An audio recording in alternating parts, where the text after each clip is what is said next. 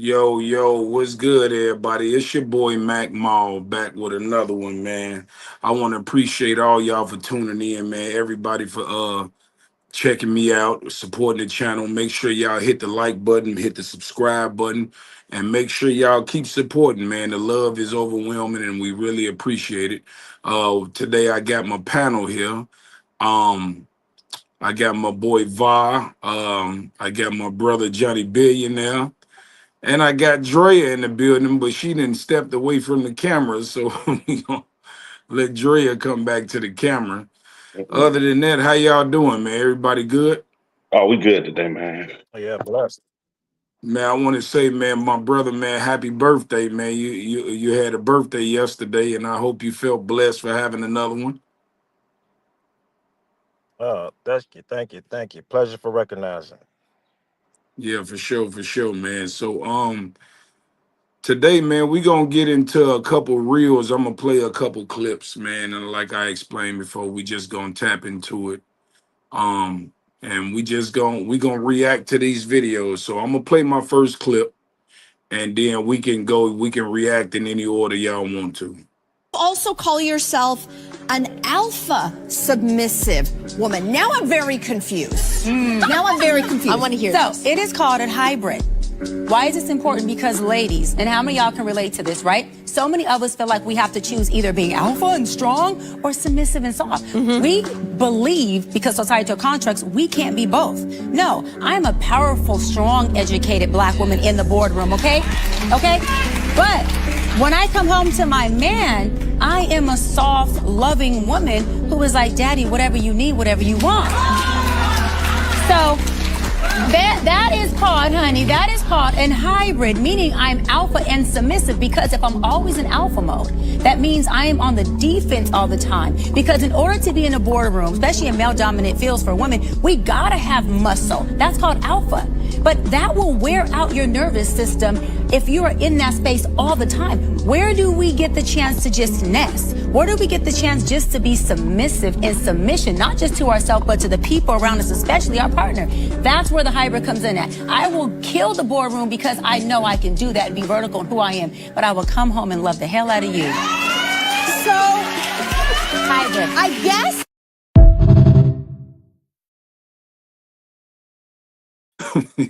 Okay, man. So what do y'all think about the hybrid female? Do you think it's possible for a female to be alpha and feminine at the same time? Who's speaking?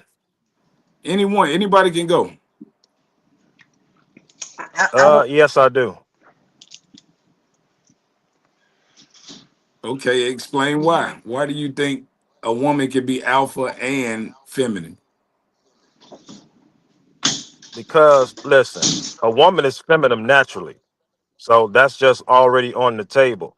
The reason why a woman has to be alpha in a male-dominated world, especially in the business arena, she has to be able to hold her own in the business arena with both male and female. So that's my take on that. Okay, I would like to hear y'all opinions first I'm gonna before I let some. chime Now, in. ladies first. Let's go ahead. Ladies, I ladies mean, first is I'll go so you can gather your thoughts, right? I got For my me, thoughts. okay, so for me, I would say I kind of agree with my brother on this one, but here's the thing. For me, a feminine woman who knows how to be alpha in the right settings, to me, I think is a turn on. Honestly, I think it's a real turn on that she knows Hmm. how to stand on business. Where Absolutely. I'm not a crutch for her. You know what I'm saying? But what I think it is, I think the problem is this: Absolutely. women don't know how to balance that. That's the problem. There's nothing wrong with being an alpha or a hybrid or whatever you want to call it, but I think it's an issue when you talk about how do women know how to process that alpha in them? Because, like, For instance, they said dating a police officer is pretty much like the worst job, the worst relationship you could be in with a female because of the fact that she's so used to bossing people around at work that when she come home, she don't know how to turn it off. And so when you think about what she said as a hybrid female, I think it's absolutely sexy as hell that she could come home and treat me like a queen and go out in the world and be a soldier. I fucks with it. So what do you think? I think I don't go off of so much as the alpha and the beta, whether you're a male or female, because everybody handle things differently. Like you get results differently. Mhm. Now, Yeah. I expect every woman to be in her alpha form if she's single, living by herself, etc., possibly taking care of kids and stuff. That's a whole different aspect. However, I'm gonna call her Miss Bryant because I'm not sure if she's a doctor or not. Some of the stuff that she comes on here and say makes me question if she's really in that medical field in that aspect. And some of the terms that she used in terms of alpha and stuff like that is like you're trying to sell yourself on something. Like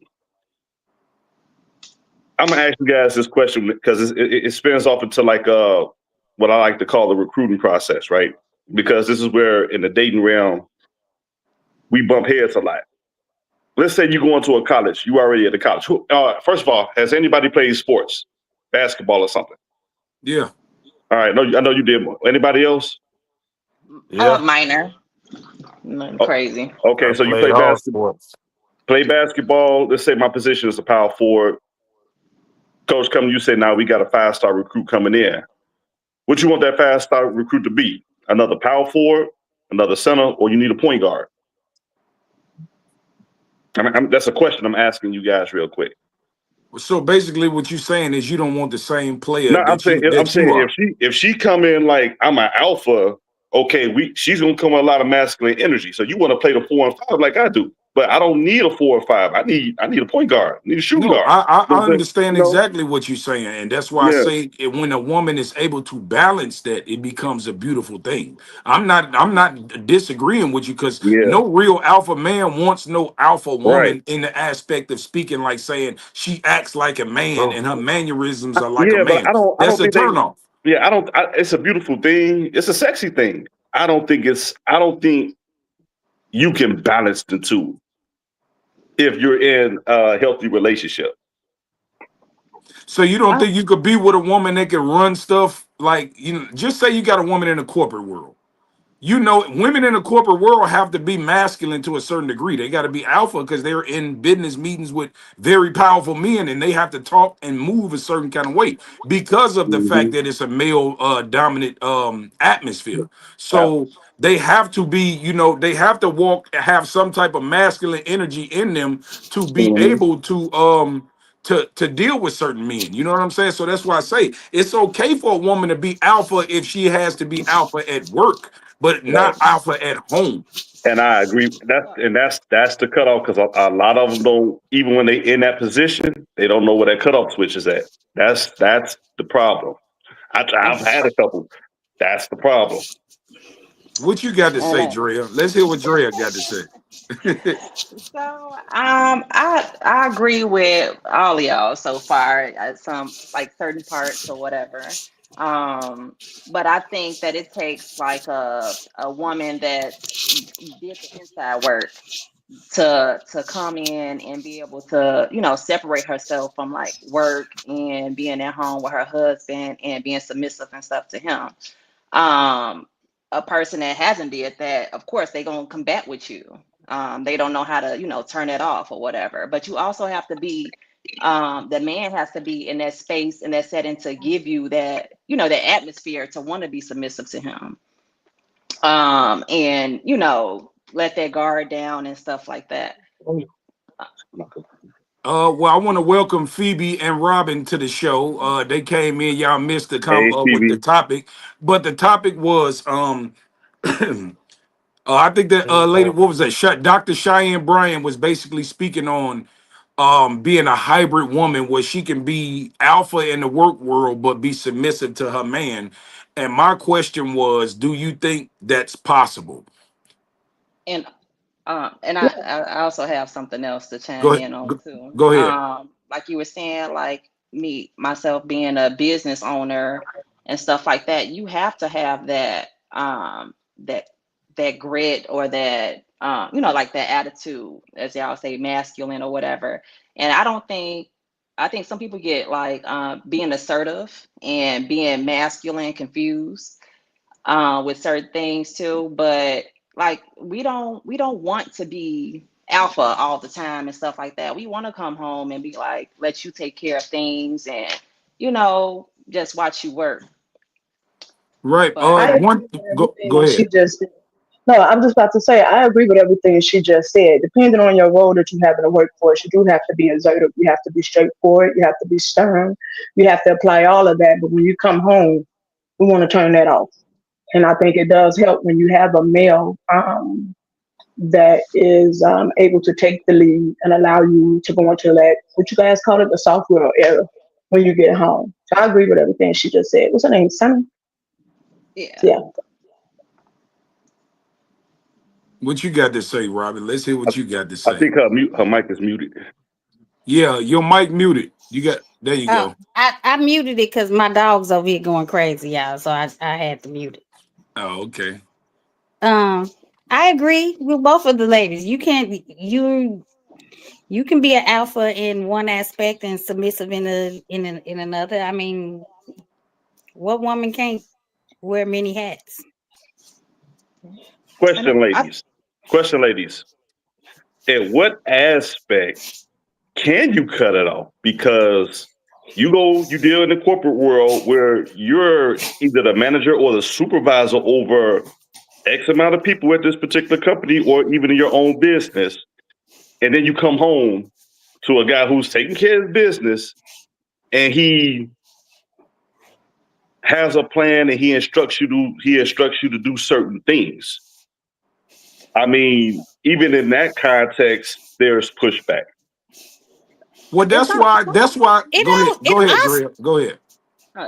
Sometimes it might be, but that's something that's in the relationship. You don't necessarily have to, be shouting at the top of your lungs and stuff like that. You can handle things differently, but that's up to the communication that you have between you and your person, and knowing what y'all roles is before getting into that relationship. I would say, like I said before, like it's just Yeah, about that's the true. balance of it. And Yeah. one question I have for the females is this, right?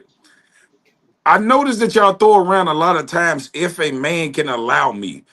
Like, because I'm trying to paint this picture here. You said if a man allows you to be soft, why are you dealing with a man that ain't like? Why are you even in this space if you're with somebody that you're guessing or hoping that you can be in your soft girl era? Just date a man who's initially making you feel soft.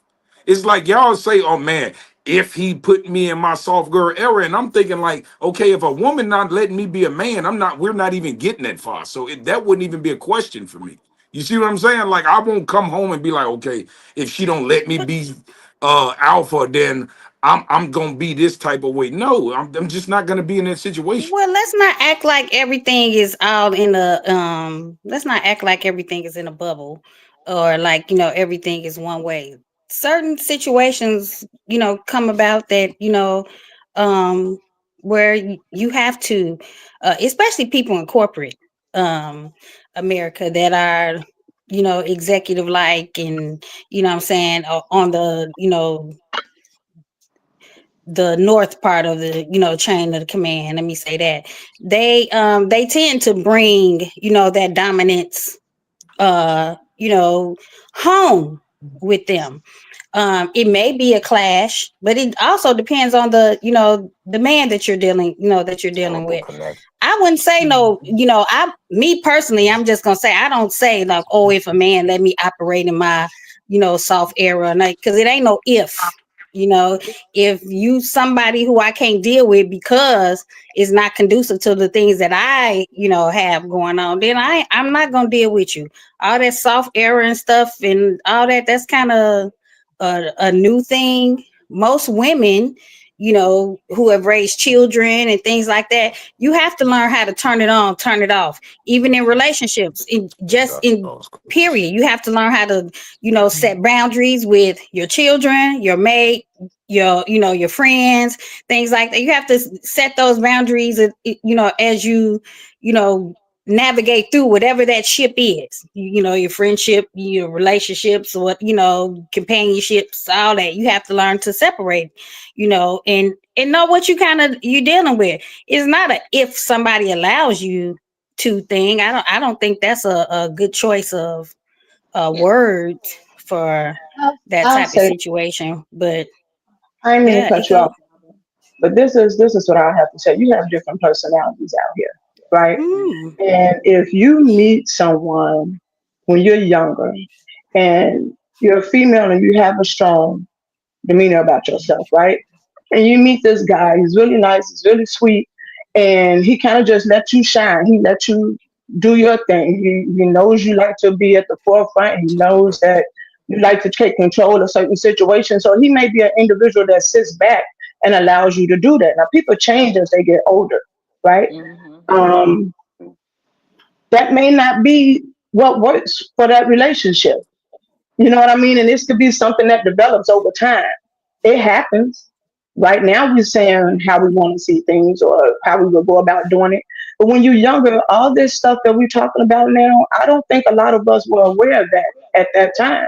And sometimes you find yourself in situations or relationships, and that's how it started off, and that's just kind of how it carries on. Well, I think what a lot of times with women, how y'all make that mistake is because in the beginning it starts with infatuation, and we all know the more infatuated, and this goes on both sides. It's not just for women; it's for men too. When you're infatuated with somebody in the beginning, you overlook a lot of shit that you shouldn't overlook, because you're blinded by infatuation. I don't want to say it's love, but in the beginning, it's like, oh my God, this is what I've been looking for. She might be doing this. She might come over my house or cook or clean, or she might have sex with me the way I like it. Or it's something about her that got you hooked, or and vice versa. It's like a woman. Oh my God, he opened the doors for me. He rubbed my back. He rubbed my feet. He's taking me on dates. He buying me flowers. He's emotionally stable. He's this and that. And then it becomes a thing where it's like, okay, oh my God, I've been waiting on this person. And then when you start seeing certain things, you be like, well, maybe that's not too bad because I'm happy right now. And then what happens is a certain point in time that good start dropping and the bad start raising. And then it comes to a part where they both even, and now your feelings involved. So now it's like, oh my God, damn, I'm stuck now. Should I leave? Should I stay? I really like them. I remember what they used to be. All you start playing tricks on yourself when you start catching feelings. That's actually that's actually a healthy dynamic. But I got a question for the ladies, real quick. Wait, can I say something to what he said just real quick? In reference to what you just said, Jamal, I think a lot of women that have that date and things like that, we've always I know I've been told, and I know a lot of ladies who say the same thing. When you're dating, when you first meet a person, you're meeting their representative. You're not meeting the real them. So they doing a whole lot of stuff that you may like, you know what I'm saying? But it's gonna take you, give it a few weeks, a few months. Then the real person, you can only fake who you are for so long. The real you is going to come out. And then in that moment, you realize like, oh, this one was lying. This person is this, that, and the other. He did this, that, and it's just not conducive to what you got going on. So when you first meet a person, they don't normally introduce themselves as, oh yeah, I can be an asshole. You know what I'm saying? No, you're gonna be sweet and do all the things that you want them to do. So I don't really even think it's infatuation. A lot of people are led by lies that people tell, and being fake and not being showing up as your real, true, authentic self. Most people don't. Yeah, I get it. And on top of that, to add to what you're saying, some people got some cold ass representatives, boy. They cold blooded. Yeah, they have multiple personalities. That's what it is, and they know how to navigate them. And that you got to figure out which one you dealing with. First of all, you got to figure out if that person got, how many of them they got. And then once you figure out, like, oh, once you see they got 2 or 3 of them, it might be 4 to 7 to 12 hanging up in there. You just got to figure out who you're dealing with, and if you want to deal with something like that, because out of them 12, 2 of them may be cool, and the other 10 you kick rocks. So now you got to get the hell away from this situation. You know what I'm saying? So that I don't, that's how. But you know, a lot of times that's why I spoke on the infatuation part at first, because when I was younger and I was really, really crazy, I used to tell women I'm crazy. They used to think this shit was funny. They used to think it was a joke. I'm telling you, I'm crazy as hell, and you don't believe me. You laughing it off like it's a game. Huh? This is different. This is a different dating world. And those times you could be like, oh, I'm crazy. And you know what I'm saying? You looking at it, ha, ha, ha, ha. No, I don't think nothing crazy. I mean, cute, crazy. Cute or attractive about a crash out. And then especially if you tell me you want, I'm cool on you. Robin, to your point about the representative, it's the same thing it was now as it was back then. It's just the difference is it was flip phones back then. Now you got smartphones. But my question is for the ladies. Because you said if a man makes you feel safe. Yeah, I didn't get that part, what you just said. Yeah, go finish your point, and then I want to hear what Dre, because Dre got something to say. I was like, what's the definition or characteristics from the woman delegation that makes you feel safe within the context of a relationship or dealing with a man? That for me, that varies. We can go all the way into the deep end, but I feel like every man is different. Like, No. I'm saying no. This is criteria. See, when we talk about being an alpha knows exactly what they want. They can articulate it the right way. So when I ask you, like not just you, but anybody, if I ask you a direct question about what characteristics, whether you or other women covet, that puts you in a soft girl era or makes you feel safe, that should be like cut and dry. Now it's going to be. So you want us to all speak for each other? You want us to speak for every woman? You think all women are the same? That we can sit here, me and these other 2 women on this panel, our stories are the same? Where we can say, what puts me in my soft era puts her in her soft era too. Is that what you're saying? That's what we was waiting on. You have hold on. You have common denominators. I said everybody's going to have little differences, but you're going to have ask us to speak for each other.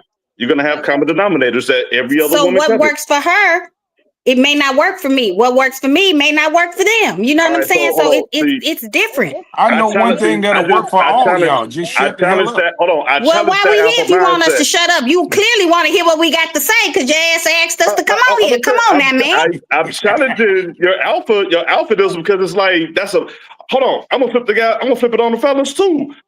Fellas, what do we covet inside of a woman that we entertain for a relationship? We want honesty. We want respect. We want loyalty.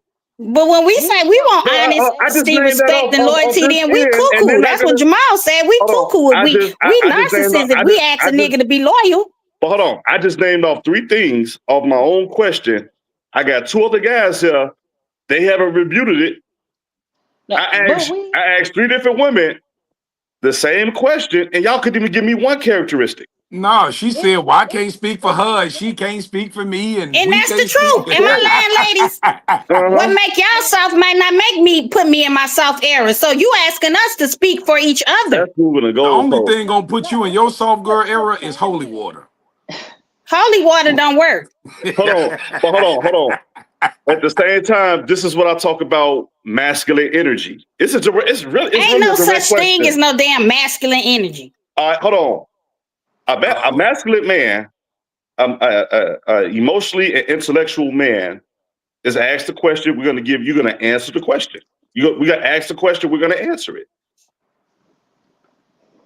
I'm just putting you guys in the same situation, and you can't even answer a simple question. You're asking us to speak for each other. You just said as a delegate. That means we're all speaking the same language, and we ain't. I said the female delegation, meaning you are a woman, correct? I don't got to answer stupid questions, so keep going. Hold on. So hold on. I'm just saying, if you're a woman, I'm a man. I can speak for probably at least 50% of men on certain aspects. There's going to be small differences, but I can speak for, just like Jamal can speak for at least 50% of men because he's a man. You're a woman. Your preferences is going to account for at least 50%. No. Well, I can go in and say that when I'm speaking, I'm speaking for myself always. I'm not putting my thoughts on no other woman or no other person. If you agree, you agree at the end of the day. But as far as your question, I feel like that's like y'all said before, like being a woman and being in your feminine, that's something that we give off naturally.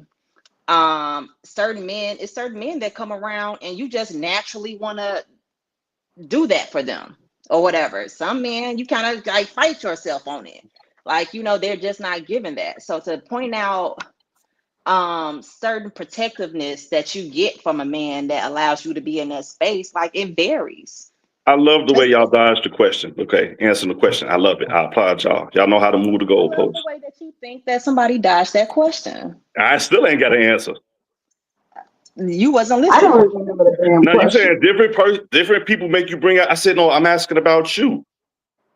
Oh no, you didn't say that. Now you gonna I switch said it from up. the You female ain't said that. delegation, You I just posed said the it's a same question to delegate. the Now don't men. sit up here and lie in our They face. Don't play they in our can sit here face. and say, hey, if Johnny billionaire say, hey, I like my female to have something going for herself, and I like her to have some money. Guess what? I might disagree with it, but that's it. Hey, some men think like that. Gotta own it. Look, I'm not trying to go down a rabbit hole. Oh yeah, Uh-oh. we go down. Hold on. If we're gonna have a conversation about understanding each other, we have to talk. We have to have some of these deep conversations. Okay, so just off the basics, like financial stability, that's Okay, a protectiveness. all right. A protectiveness as far as like you just like protecting me outside or something like that. Like when shit go wrong, somebody robbing the house or whatever. All right. That's Being a provider and protector. I got that part. Yeah, provider, protector. And having discernment. Like I feel like to be a leader, and to have a following, you have to be able to listen. You have to be able to listen to what your person needs and wants from you and stuff like that. You just can't be like this, and whatever. Like having that agreement and that conversation upon that matters. I owe Sonny You a know drink what? next I time I want to see say her. this, right? And on some real shit, I'm glad that I had my daughter because she definitely gave me a better perspective on how to treat a woman. And what that taught me was a woman never grow out of the age of 5, right? And I'm gonna tell you why. And I don't mean mentally, so don't take it disrespectfully. I'm saying respectfully. Let me just hear what I gotta say. The way that I treat my daughter, when I started treating women like that, I started getting better responses out of them. And what I mean by that is this: when they make a mistake, when your daughter fall down, you pick her up. When she don't know something, you teach her something. When she needs something, you get it for her. When she spills something, you clean it up. When she got questions and you talk to her like, "Oh, baby, this is how you got. This is how you got to treat a woman to be for her to feel like she's in her feminine energy. You got to treat her like a 5-year-old. When her back hurt, you got to pick Ooh, her up and rub her shit, back. Jamal. When her God, feet dog. hurt, you got. I'm telling you. I'm I'm insulted. telling you, this is what Jamal, I feel grown women. insulted. Jamal, This is Jamal, what grown women expect from a Jamal, man to be in a soft girl era. They want you Jamal, to always be available to clean up their bullshit. Jamal, I mean, if she a good woman, she ain't gonna have too much to clean up. Jamal. Well, Period. I don't mean it. That's what I'm saying. I'm not saying it in a So, disrespectful so, way. You I'm act like she so, saying, handicapped. If she I'm spills saying like something, I this. gotta clean it up. Hold on. No, she can clean it up herself. No. What I'm That's that saying part is of being an this. Hold alpha. on, We know hold how to handle on, because y'all, everything I said, you let it go right over your head and took it in a Yeah, disrespectful manner. That's not because how the I meant it. analogy is No, bullshit. Let's say because that. you heard all the stuff that You're triggered your comparing us feelings to instead of what 5-year-olds was like we being don't said. grow and Hold like we on. don't No, grow. listen what I'm saying. If your woman come home and you give her attention, like your daughter, when your daughter get out of school, how was school? Oh, it was good, daddy. Picture a grown woman coming home from work. How was work, baby? Oh, it was fine. Ooh, or whatever happens.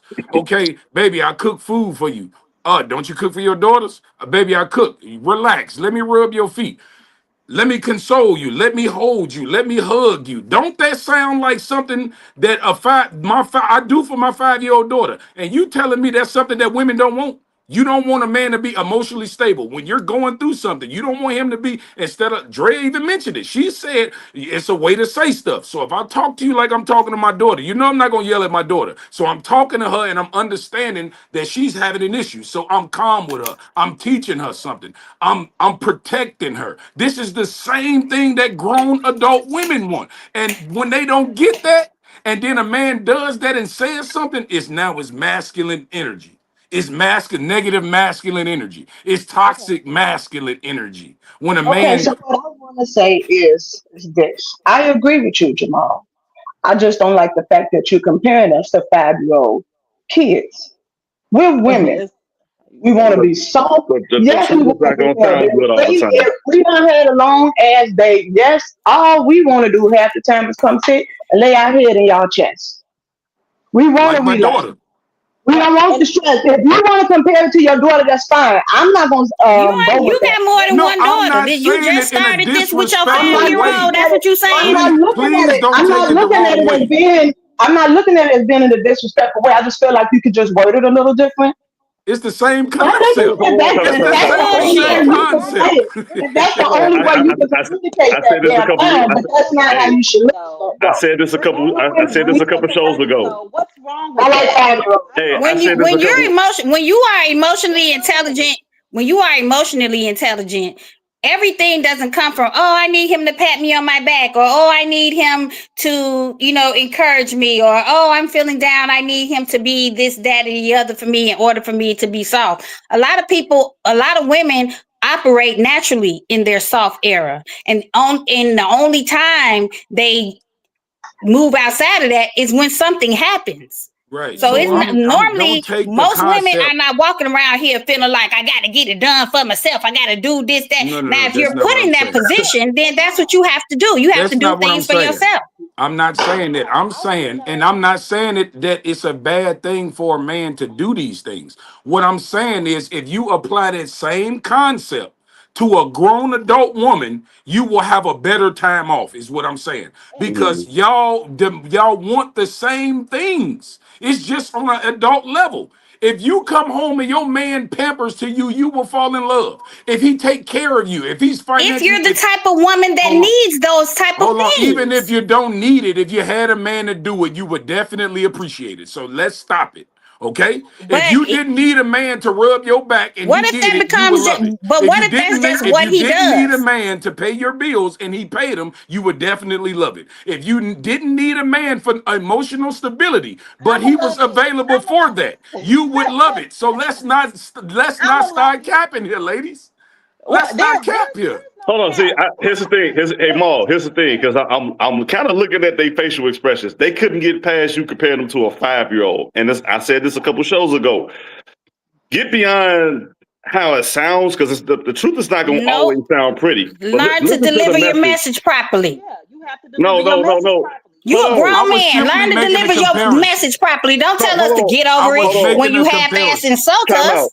So hold Can on. I ask you a question, Go Robbie? ahead. Is when you learn trigonometry, ain't there basic things from 8th grade that you got to apply to Who learned to what you learn trigonometry? now? I So what ain't I'm go to saying, school and no, learn no what I'm damn saying is trigonometry, this. Jamal. What I'm saying is this: those were the basics, okay? And if you carry those basics into an adult relationship, everything will be better. But what happens is this: a man is like, baby girl, you campaigning to be the strong black woman, but you asking so much of me.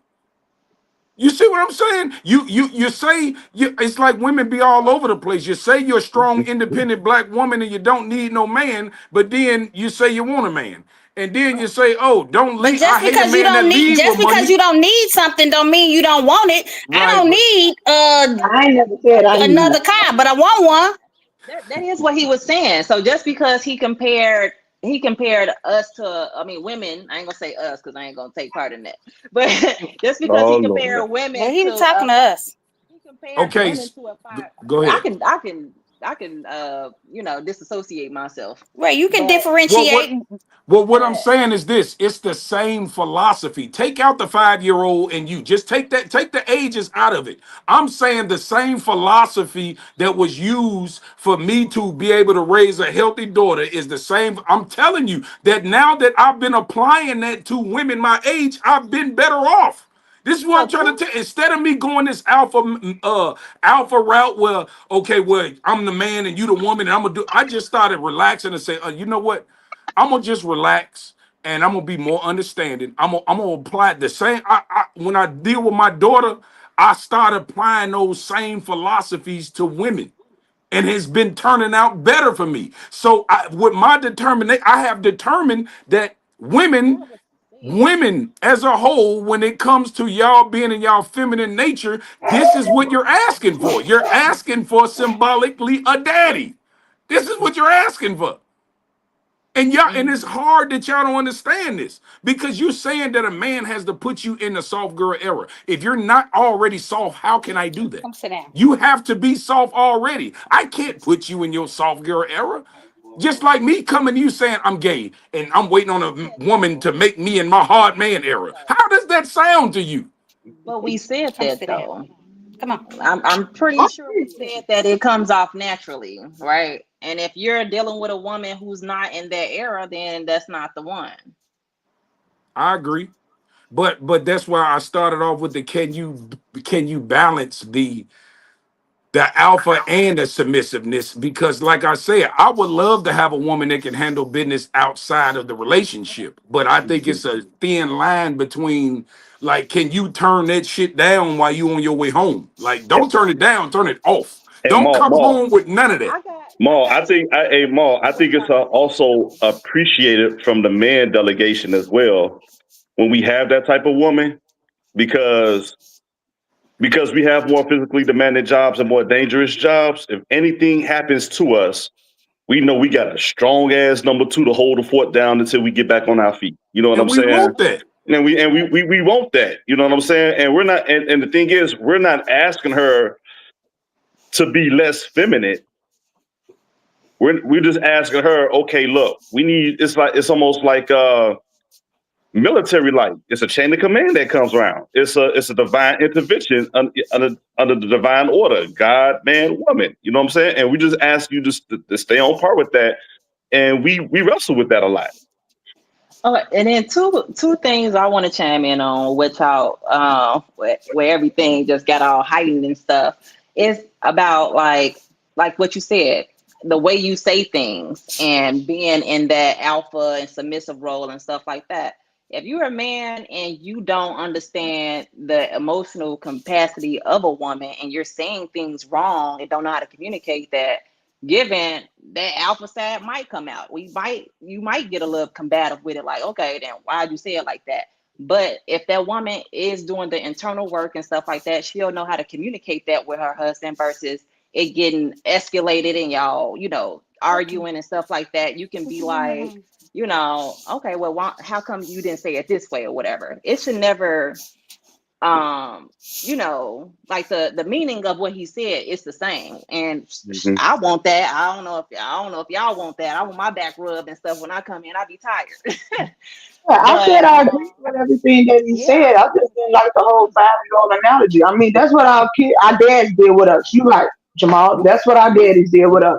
So coming up, when we're around a man, that's what we want. We want to be pampered. We want all of that shit. But to say that we 5, no, because I'm not. Because my daughter is 5. If she was 12, I would have said 12. My daughter is 5. Okay, so I used her. You have a daughter older than that? Okay, fine. My 23-year-old daughter. How about that, then? Is that better for y'all? You comparing grown women to children. Yeah. Don't compare it to your daughter. Look what she just said.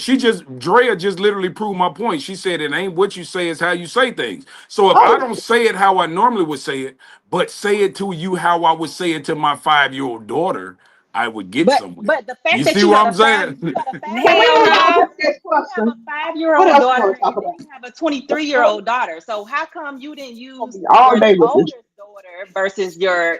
Because that's your problem that you just learned at this big old age. You just start learning how to treat women and all that. That's your problem. Well, I was I feel raised like by what you pimps, said so is how like was I just supposed to? being a woman. Well, just Hey, I because you have was a raised by people don't mean you have to reiterate the things that they did. I Change your have a life. Do something different. It's okay to be somebody different than what you seen growing up.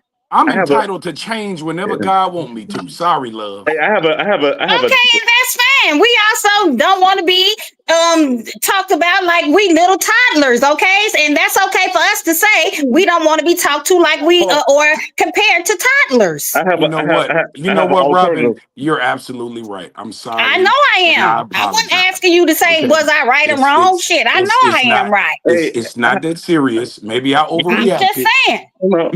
It's serious Hey, enough. Shit. So Don't I tell have me a what they ain't that serious hell. I What? know, Now what you saying here in the middle? I can't hear you. Well, I'm sorry. Go ahead. I know how to control the temperature in here a little bit, ladies. I Do just sit you? here and I heard you guys say the first thing y'all jumped to was it was how it was said, and it was how it was said. And we're talking about it on one end of the spectrum, how a man talks and articulates certain things that makes it easier for you guys to understand it and take it in. Is the same mindset considered the other way around? No, What's the question? It's the same mindset of you guys watching how you articulate yourselves when something's bothering you or you need to tell the truth about something. Isn't it thought out about how we're gonna take things in a soft way where Yes. we can internalize it and comprehend it the right way like you want us to? Is that thought process ever considered on how you guys articulate certain things? Let me. Absolutely. I would love to chime Should in be. on that. Yes. It go ahead. is because Yeah. I've learned over the years. I'm 33. In my 20s, my way of explaining things and getting across to people, I mean, it's not the same as I feel now. Now I feel like I don't have to demean a man or take shots at him or like bring up certain things to get my point across. Like, The same change Jamal was just talking about, but continue. say it again. I said the same change that Jamal was talking about in regards to himself, but continue. Yeah, and some people don't get over that. Like you being in your 20s, being in your 30s or 40s and stuff like that. Some people have that same mindset that they had when they was in their 20s, Okay. unfortunately. So that's how certain things get out of hand. But if you do the internal work and you learn how to communicate and articulate those things the correct way to a person without offending them, but getting your point across, then it's a lot of things that can be done. You know, I find that very ironic that you say that because women don't hold men to that same standard. Y'all do all kinds of disrespectful things and expect us to suck it up because we're men. Y'all don't have no problem telling a man, "Oh, your shoes dirty. Or you too short for me." But if I tell a woman she's too big for me, then I'm a misogynist. I'm an a-hole. I'm I all can't the I can't above relate. when I have That standards. is a double standard. You guys I wanna can't relate. that is a double standard. You guys want us to speak to the queen and you, but you speak to the peasant and us. The 5-year-old in us. I No, that is not just true. said that I don't demean men or I don't That's demean not true. anybody when I'm talking to them to get my point across. Like, and Okay. Ma, you know Me me. Okay, personally, so we spent enough time on that subject. Let me get to the next reel because we already 40 minutes in. So I'm gonna play this next clip. Y'all bear with me. I think when you date a woman with kids, it's like forced polyamory, it's forced polygamy, because now you even have another man in your life that can dictate emotions and dictate policy with that woman. So, for example, let's say me and this woman, we're going to get ready to go to Hawaii. And me and her going to pack our bags. And then her baby daddy call and say, hey, I'm not watching so-and-so, or I'm not going to do this, or something happened. That man can change the direction of a trip. He can change the direction of her mood. There's times where I've seen it where, oh, I just got off the phone with my baby daddy, I'm upset. Like, he can change things in your household. You could be talking about another man on a Friday night instead of you talking about what you guys are going to get ready to do. So this person, like it or not, cool, we co-parent well, we don't co-parent well, still has access to your woman in certain ways that's like, all right, can you tolerate that? And a lot of women say, this man don't have access to me, we just co-parent. Yes, he does. He's going to be an active role. He's in the movie. He's in the show. He's a starring cast member until 20 years old, 21 years old. Can you handle that? Can your ego handle that?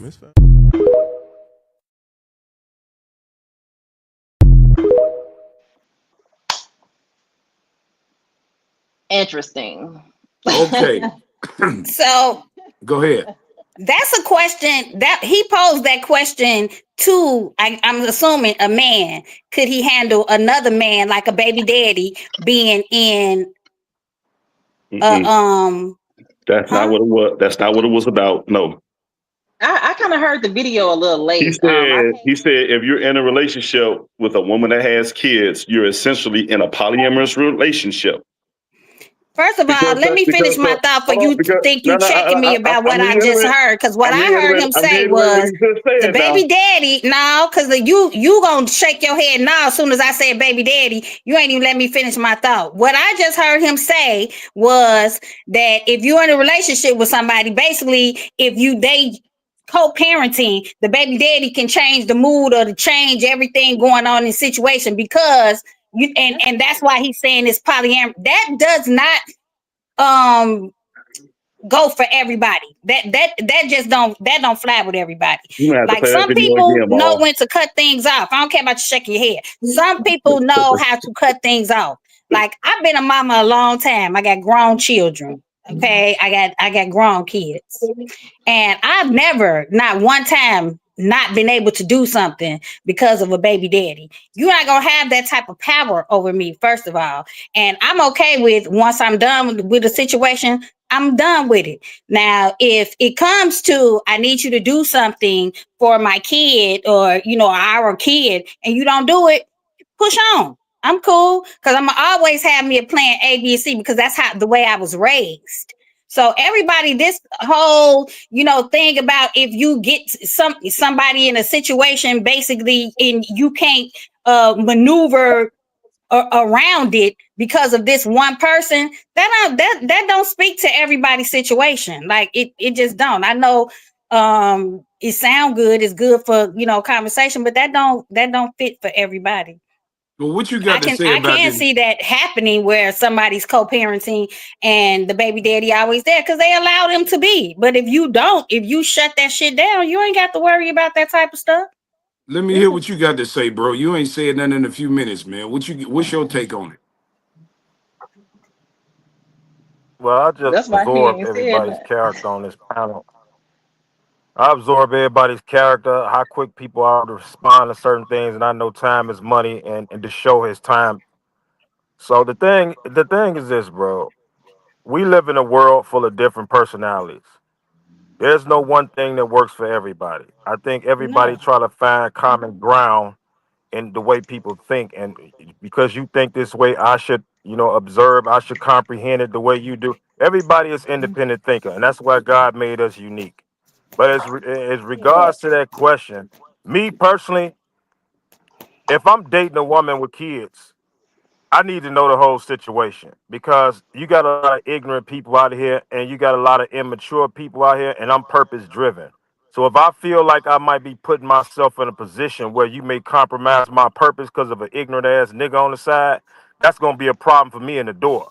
If you dealing with a immature man that want to come in and cause ruckus and chaos in the situation, that's a problem for me. And most women are not honest about that. Most women ain't gonna tell you they got a knucklehead nigga on the side that just because he mad, she trying to move forward with her life and find happiness. He not gonna step his ass completely out the pit. He may just use the kids to get in the situation and cause some ruckus. So he may not even care about in their life like that, but he gonna use that just to disrupt what she got going on, and that could cause a problem with me. Now I'm liable to hurt you or be in a situation where you may hurt me just because she got a knucklehead dude on the side that don't want her to move forward with her life. That's a problem for me. So I'm very particular about dealing with women with kids, depending on who the daddy is and what role he got in their life. See, I don't like how we put it on a man and a woman's end of things.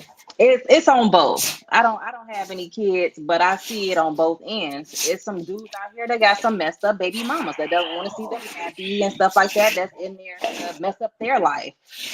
Imagine getting married to a man and then all of a sudden your bank account is getting garnished because of child support payments because she's mad that you're in another relationship. It happens on both ends. Let's say that. It's not got nothing to do with both sides. That's common sense. No, that's That's on common both sense. sides. It's on both sides. That's common Yeah, of sense. course. I'm So not when we speaking in when we terms of being direct on women or men. That's both sides. We know that. That's common sense as adults. We know that happens on both spectrums. right, But so what I'm let's trying to see. tell you, as far as him asking me a question on my particular, as far as me, I want to know all the particulars of what's going on in your life so I can know what I'm signing up for. If I'm And on signing up for both drama and nonsense, I'm gonna dismiss you as fast as I met you. I'm not I finna think that's sign up for no fair. no, nonsense. that's on both That's sides. fair. But what you said was women tend to lie about those things. Like men don't lie about those things either. They're saying that Of me and my course, baby I mama is just cool, said but when you that's get to having common babies, sense. That's y'all on fucking both on each sides. other. That's on both sides. That's common sense. I Men would lie, say, What women lie. in as the far as the polygamy side, not so much, but I get what he was trying to say. For me, the females that got kids, I think that if I would choose to be with a woman who had children, she would have to have a good support system because of those things. Because I understand what he was saying. Like, you want to go somewhere, and if she don't have a support system, then and ain't nobody to keep the kids, nigga. You didn't pay for a trip, and you can't go, or she can't go, and it's gonna create problems. So I think that when you deal with a woman with kids, I think that is more. It makes more sense to deal with a woman who has a support system for those A, B, and C things like Robin spoke on. Like when you have backup plans, when you have the grandmother of the kids, or the grandfather of the kids, or the brother of the kids. Like for instance, the my child's mother, she has abundance of help in the family. So even if I said I don't want to be in the children's life, she wouldn't miss a meal. That's how much support she got in her family. So I think that'll be a great situation just to make sure dang, now y'all that don't even bother me. Robin. But But you know, yeah, some people I think it would be a good choice to at least deal with a woman with support But and people who love her and got her back. deal with a speaking to the person. Okay, deal with a person. but speaking to what you all have said in this on this situation, it is good for when a woman has children, she should be transparent. The man she is dating, she should, I mean, like if she knows he's an ass, the person she's dating, he should know that. Like that's how a lot of situations can be rectified before kind of they even start. If you be honest about what you're dealing with, if you co-parenting with somebody that's an asshole, if you co-parenting with somebody who's vengeful or jealous or all those things that you shouldn't be once a relationship is over. You want to know those type of things, but you also have to, as a woman, and knowing that you want to date and what you're dealing with, you should know, like, okay, well, I know he's like this. I like this dude or whatever. Let me have me a plan B, even a plan C sometime. And most women, we don't negate telling people when we dating those type of things. We tell them you have the option to or not to deal with it, because a lot of times that's how a lot of situations turn dangerous, because you got this old crash out over here that you ain't telling nobody that you got. And here it is, you dating, and he waiting in the bushes for you and the Negro to come up out the house and shit, But you So know you what, have to Robin? be transparent with somebody so you don't have to go through those type of things. But you also on the back end have to build you a support system so he doesn't affect how you move in life. But you But know can we what, agree Robin? I want that to Because say ain't this, right? nobody affecting how I move. I'm I doing what want to I say want this, to. right? A lot of women now, when it comes back on the men, right? A lot of women don't know that they got crazy ass niggas until it happened. And for example, right? No, I you be was I knowing. was dealing with a woman, right? And she had been divorced for 2 years.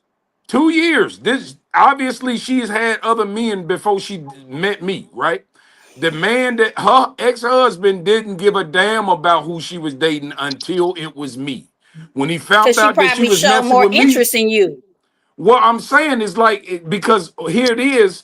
Now But it's she, like she noticed he finds out that she's talking to me, and now he doing pissy fits. He don't want to see the kids no more. He doing all this, and she looking like, well, nigga, you had 2 years to reconcile our relationship. You ain't said nothing, but now all of a sudden I'm with this nigga. It seems so important to you.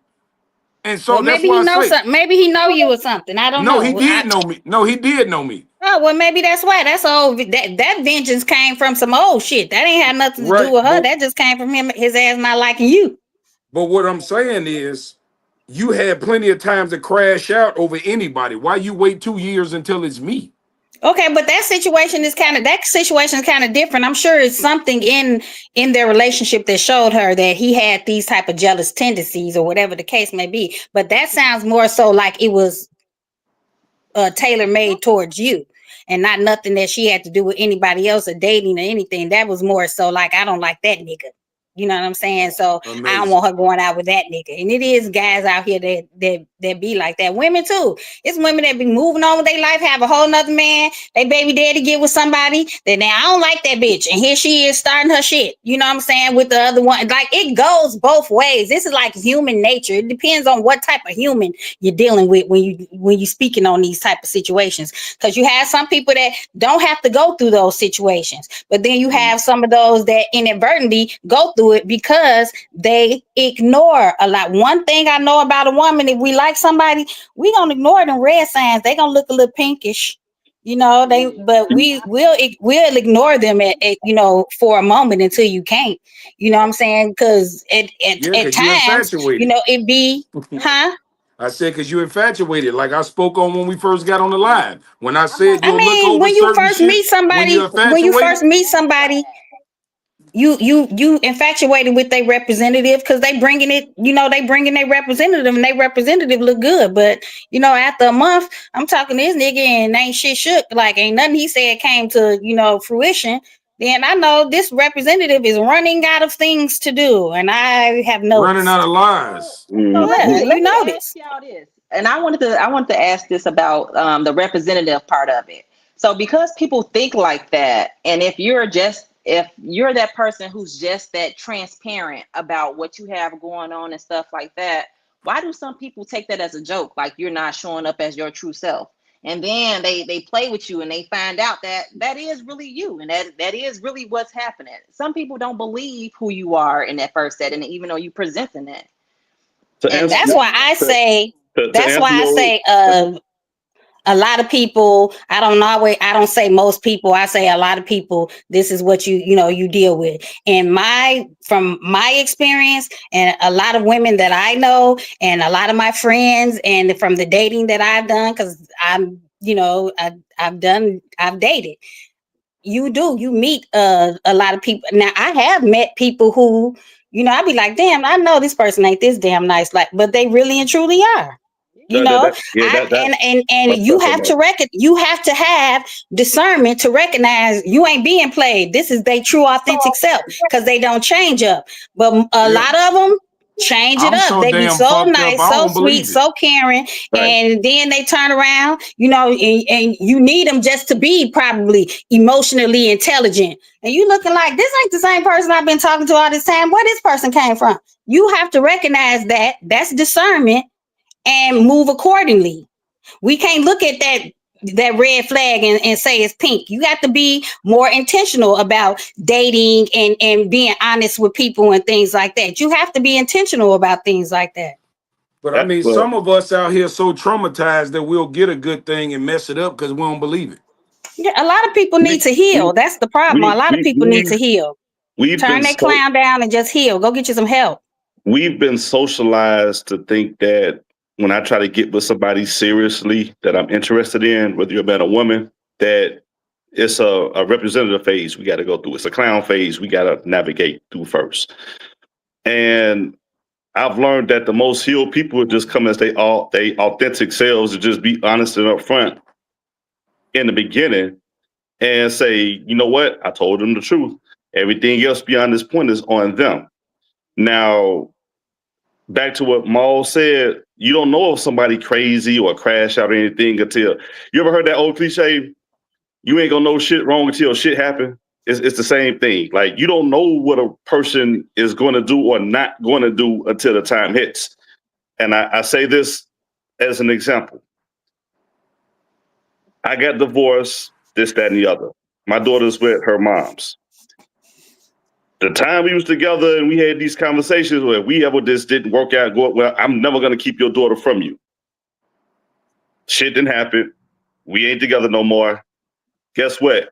She gets in the way and keeps my daughter away from me. You know what I'm saying? She'll get a child support back, but she keep my daughter away from me where I can't spend that time with my daughter. And that's kind of what I'm saying. Like you're not gonna, a person can tell you how they are, but over time, their actions are gonna tell on itself. And that's the one thing you can't never predict. Well, you being married to somebody, you should have seen some signs in her that she had that little pettiness, selfishness, all those type of things. Like you seen in certain situations where she had portrayed that type of,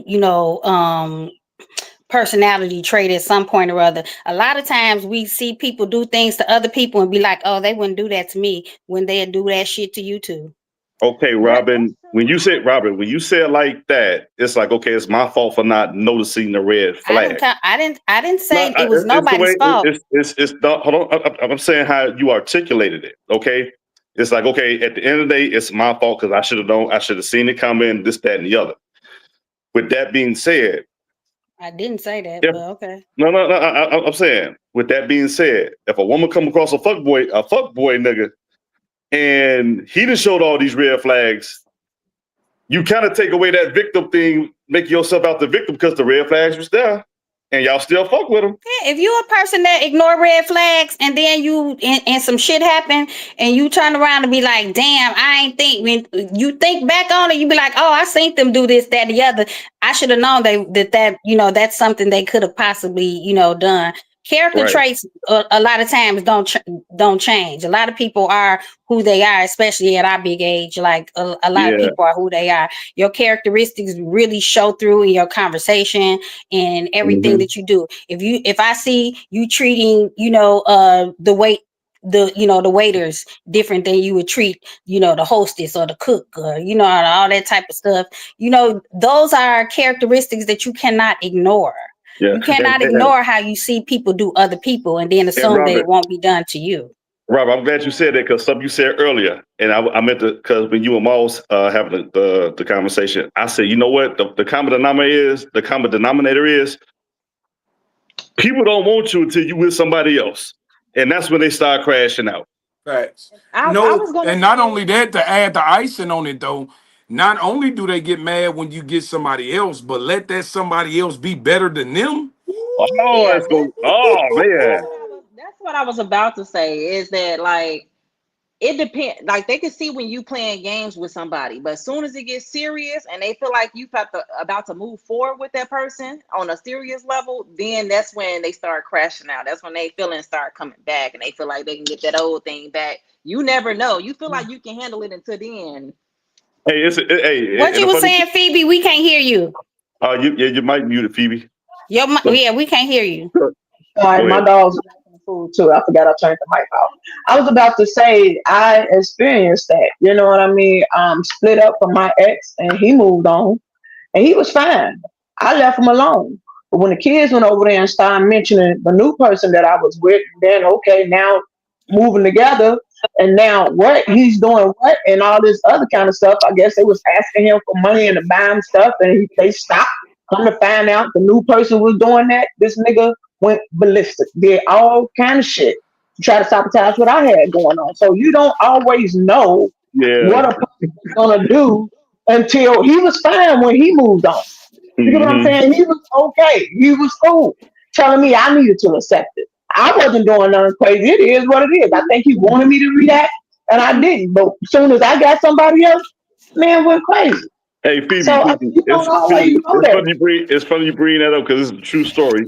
I remember when I got with the girl I was with, I got now, as opposed to my ex, look better, career-wise, way better, like make more money, kind of go-getter, kind of like and stuff.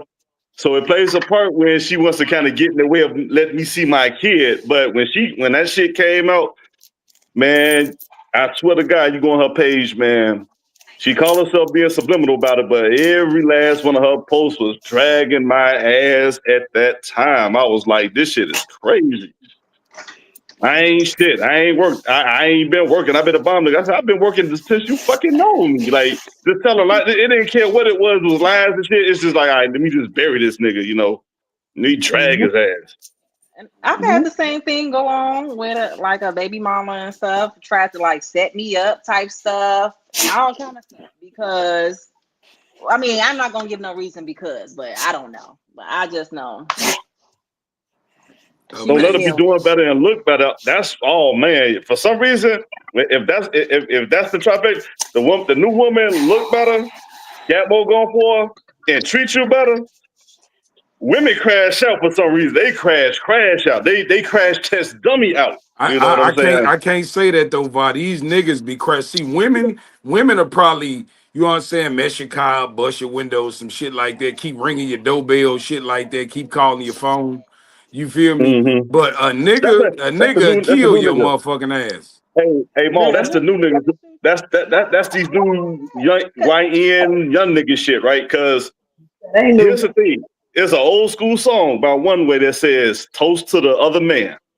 Like, dude, you did your thing when you got my woman away from me to go to you. Like, I have to give it to you. I have to toast to the better man. You know what I'm saying? You got to think about this too, though. You ain't never heard a woman come out with a song like that. But you got to think about this though. You got to think about this. There's a lot of men who are dependent on women, right? That's all he got. If you take her, you done took his motherfucking lifeline. Man, hey, that's the him problem, man. And he gonna kill your motherfucking ass. But y'all gotta be careful. Y'all gotta be careful what type of women y'all be dating, man. That too, and y'all can't say it like Bottom line. Maybe it's a Chicago thing or whatever, but I'm pretty sure it's a U.S. thing. It's a U.S. thing. At one point, these girls are students out here. Okay, would y'all get y'all asses down now? Shit. Sorry, y'all. They hear voices, so they trying to see what's going on. They get on my nerve. Go sit down. That must be a female dog. A lot of men live with a female dog, huh? It's two. It's a man and a woman. Oh Lord, which one was on you? The female dog? Both. You see both of them? No, I don't. I only see half a screen. I just see one of them pop up there. No, you see, they both of them climbing on me. It's a boy and a girl. Amazing. But to stay on topic, though, a lot of men live with these women. They drive their cars while they at work. They give them a couple dollars to get them some weed when they playing, sitting on the video game and all that. Man, look, if you try to take that, a nigga gonna lay you down. He ain't finna let that go. Mm-hmm. I ain't gonna lie to you, nigga ain't finna let that go. But on that note, man, let's get into this last reel. Mm-hmm. And I'm gonna play this last reel, and then I'm gonna let y'all enjoy y'all holidays.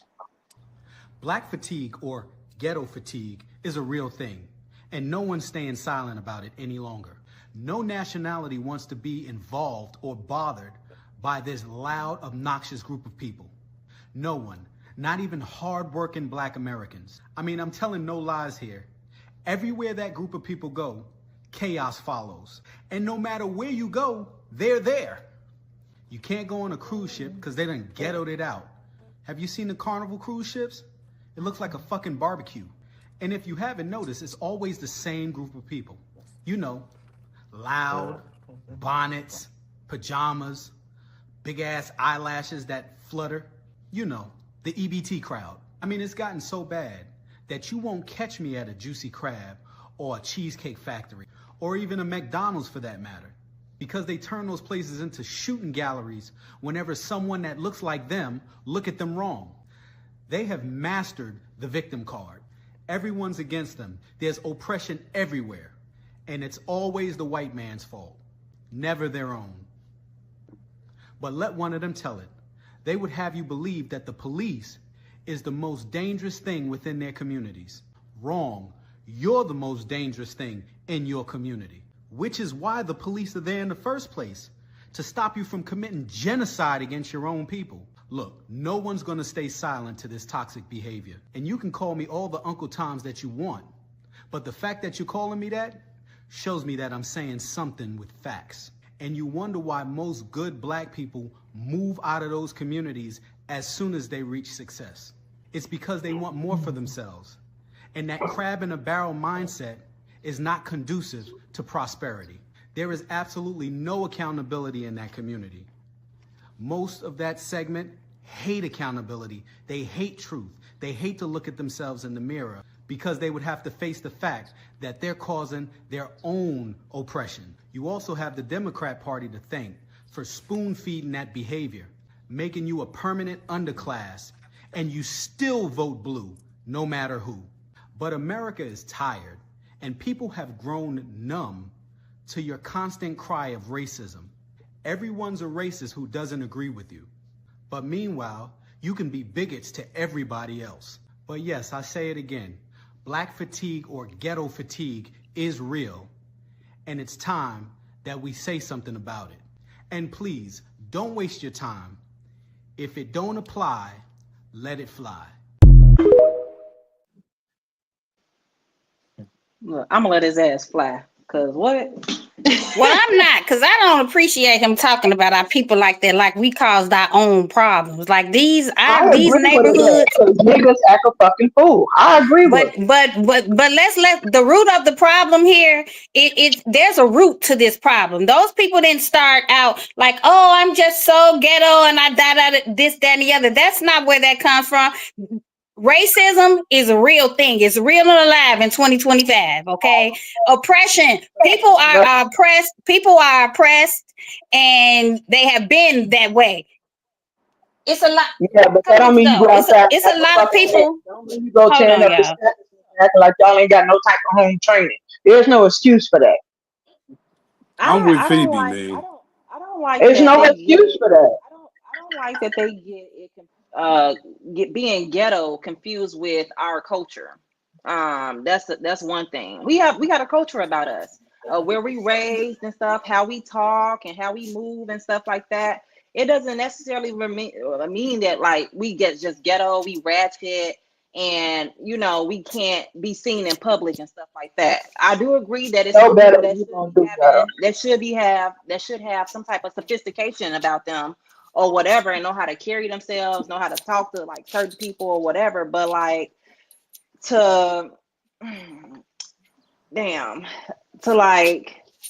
I lost my direction of where I was going with that. But you know better, you do better, right? Yeah, you should know how to act. That's fine, but let's not act like.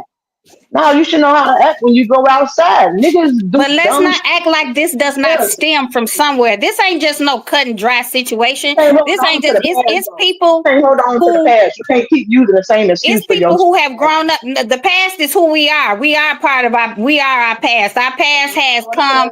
Our past has come into the future, and it's what we're dealing with right now. We're dealing with racism. We're still dealing with oppression. We are still dealing with a whole lot of things that were brought on to our people by others, and not just our own people. It is some people who have not flourished past that, and that's fine. But to just say that people are ghetto because they vote Democratic and this, that, and the other, or whatever their belief in. A lot of people are products of their environment. So, and their environment spews that. It's people that you see girls that in the airport with bonnets and pajamas on getting on airplanes. They live in a certain demographic. I'm gonna say like Inglewood or whatever the case is. You also see people who have lived in Inglewood who are successful doctors and business people and things like that. So a lot of people, when they conform to that part of the negative, then you get those Black people who, put a spotlight on that. And instead of saying like, this is a part of what they have to get in the mindset to remove themselves from that. It's ghetto white folks, it's ghetto Arab people, it's ghetto Chinese folks, but they own kind of ghetto, because ghetto is a state of mind. Ghetto is not a person or a certain demographic of people. It is a state of mind. So if you are in that ghetto state of mind, you're gonna probably be loud, ignorant, obnoxious, not knowing how to deal with people and talk to people and hold a conversation and victim blame and things like that. But at the end of the day, a lot of the oppression that was from our past has spilled because we were raised by those people who had to deal with that type of stuff. Like my mama and daddy knew what Jim Crow was. I was taught about that type of stuff because they experienced it. So I see it happening now in what we got going on in the world today. I'm not going to ignore that because, oh, it's our past and we can't live there. We living here right now and this shit is going on right now. I'm not going to ignore that it is a certain number of us who are dealing with those type of things, but ghetto ain't just a black folk thing. Well, Ghetto ain't just, oh, we just so ghetto, right? or we can't. Black fatigue, like you tired of black people, guess what? You ain't gonna be nothing else but black. So the same way that you looking at them black people like they ghetto, they ain't this, that, and the other, them other folk looking at you the same damn way. They don't care how much you come across. So you can have 5 degrees, they still gonna treat you like that ghetto chick because that's where they at. Okay, well, So you can't just go with black folks is like we just ghetto and all us just fucked up and all that. You can't do that because that's just not listen, reasonable. Gotta change yourself. Can't keep holding on to the past and using it as a fucking excuse for your ignorant ass behavior. You say what? I do not believe in hanging on to what has happened in the past and using it as an excuse for. Oh well, you'll repeat it then. If you don't believe, you can't get past what happened. I mean, history will repeat itself if you just ignore it. In order to make a change, I ain't one of those. I'm not going to ignore what has happened in the past because I don't want it to repeat itself. So if I act like it didn't happen, there's a chance it'll repeat itself, and I ain't going. It's not a matter of acting like it didn't happen. You have to make a change. Some folks do. A lot of black people have moved past that, but guess what? It's a lot of folk that look at you like just because you're black that you'll never move past that. You'll never be a whole person. To some people, you'll still be 3/4 of a person to them. To some folks, you'll still be a nigga. So with the hard ER. So that's just the case. I'm not going to act like it's not a thing because it is. That's all I'm saying.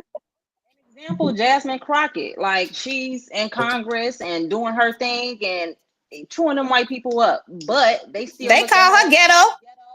Man, first of all I heard stuff like that too. I heard was a bunch of goddamn excuses. That's what I heard.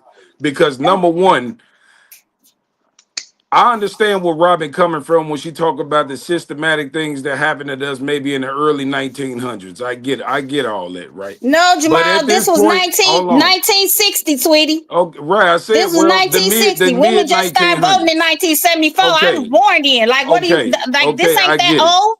I get it, but what I'm older than y'all, so I guess it's different. I'm older than y'all. We are not going to keep. I don't. The same thing. I don't see. We are not going to keep using these same excuses about why black people are so fucked up in this country. There's no excuse. They are doing, but look, I get where you're coming from because if you a ghetto ass person and you have a baby at a young age, all you gonna raise is what you are, which is another ghetto motherfucker, and the trend goes on and on and on. And this is why the crime that we live in will never stop. Okay, we can preach as much as we want to about, oh yeah, we need to do this as a people, we need to do that as a people. But honestly, just like you said, when you referred to in the Roseland area, in these high crime areas, these high crime areas are producing ghetto ass people who are producing ghetto ass kids. Okay, and it's never gonna stop. So at the end of the day, we can't keep blaming white people for our discretion and our downfalls, because I'm gonna just be honest with you, from a business standpoint, when I look at every other generation, every other genre of people, every other race, I see all them coming to our neighborhoods getting rich and going back to their neighborhoods living good. So why we cannot blame the white man for our problems anymore, because all you have to do is find something that your people like to buy and sell it to them. The same way they do it to us. We don't even need. So you act like Black Wall Street wasn't a thing. When you get too successful, here they come. Man, listen.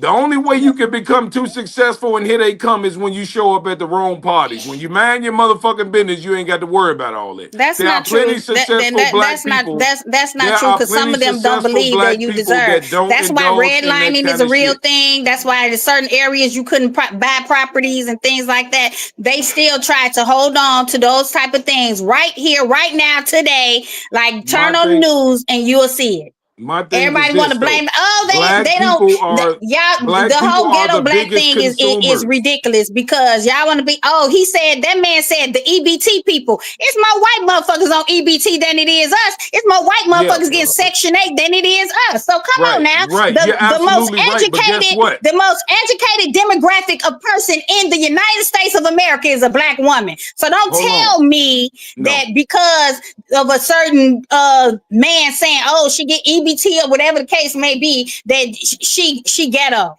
If you have a voice and you can speak it and you can speak truth to life, then you ghetto. Well, call me ghetto. I don't give a fuck. Go ahead. Go ahead, Va. What you got to say?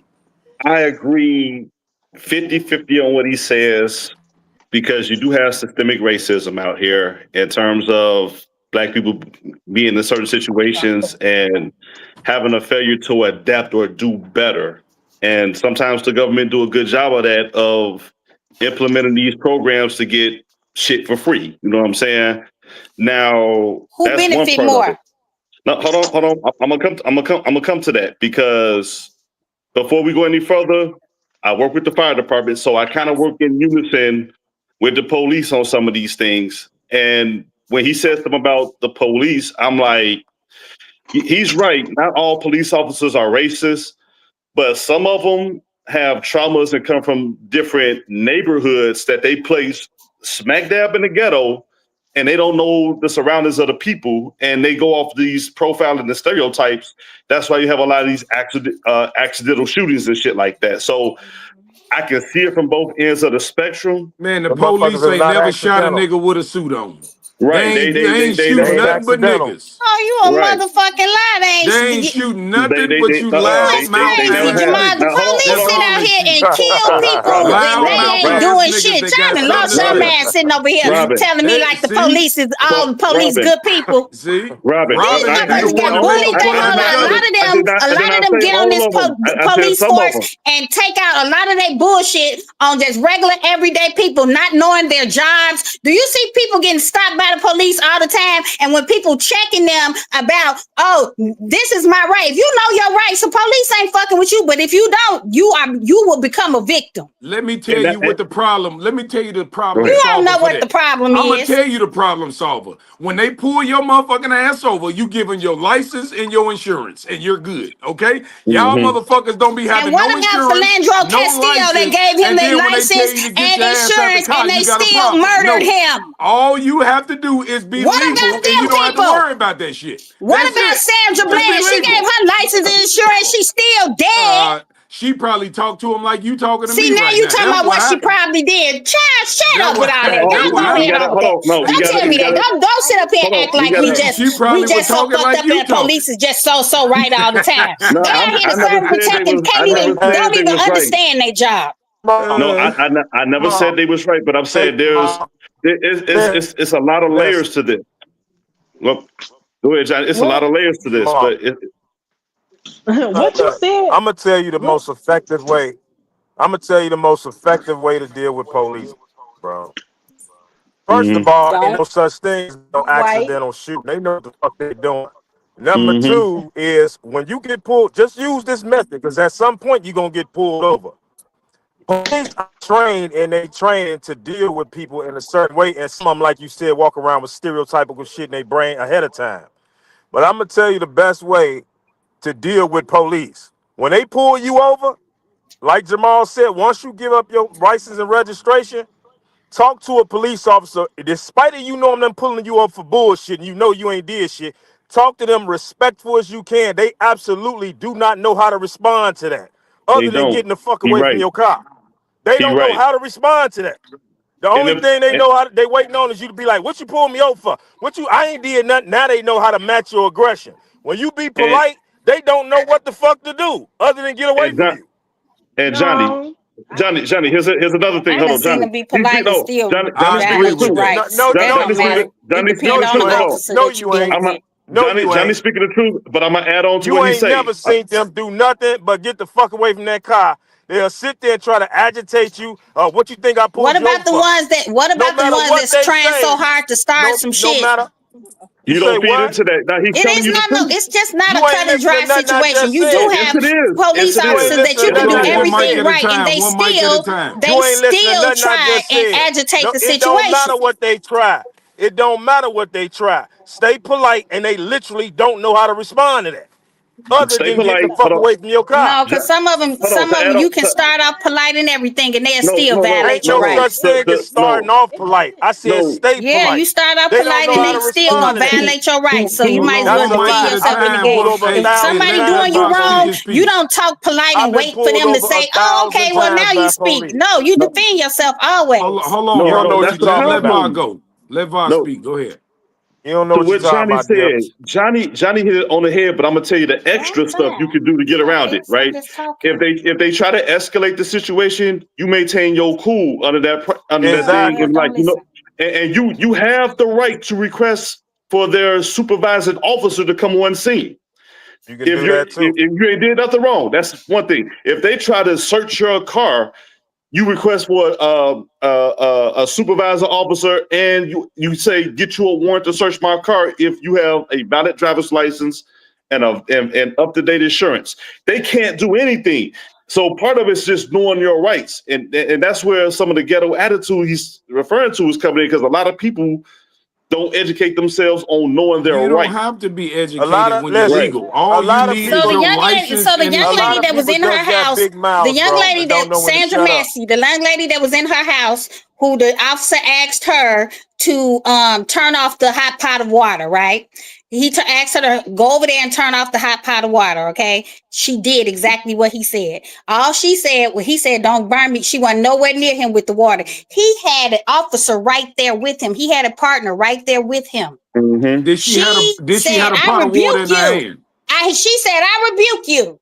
Did she Because have he a said, pot of "Don't water in her pour that hand? water on me." Big bro, He gunned listen. that girl down, killed her, and she Did called the she police have for the help. pot of She water in hadn't her did hand? anything. She was polite the whole time. And guess what she at? Dead.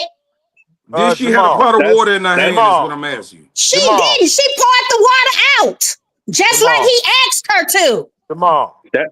Go ahead. Hey, I see she ain't heard nothing that came out my mouth, right? So I'm gonna reiterate this again.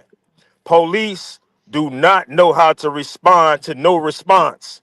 Once you give them your I heard registration what and you license said. and all that, once you I give heard that what you to them, said. there is nothing else to talk about after that.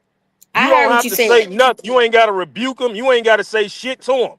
They don't know how to respond to no response other than getting the fuck away from you or Mm-hmm. calling a supervisor like, look, you know what? You're free to go, guy.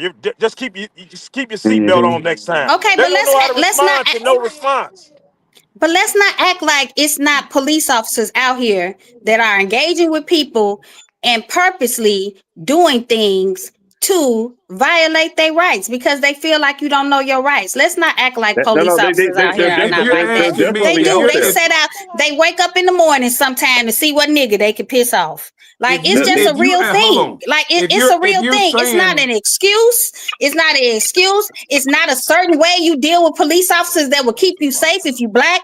Because it depends on what officer it is that you're dealing with. You can deal with the Hispanics that feel like they like you. You can start off nice with them and they'll be like, okay, you go ahead and have a good day. Then you have some of them that appropriate more with the white folks who feel like you dirt and they sunshine. And they're going to do whatever with a license and insurance in their hand. Here they come back to you, questioning you. Now, you don't have to answer questions from the police, but let you not answer a question or let you not want to answer a question. If they feel like antagonizing you, then that's what the fuck they're gonna do.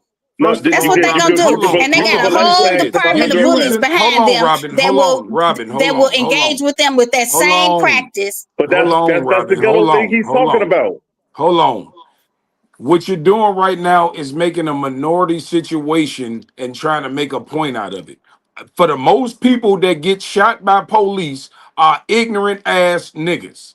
That's Okay, very there true. is not a I'm big gone. case. I'm There's gone. not a I'm big gone. That's case very of true. black I'm gone. stand-up men Okay. that's getting shot by police. It just ain't happening.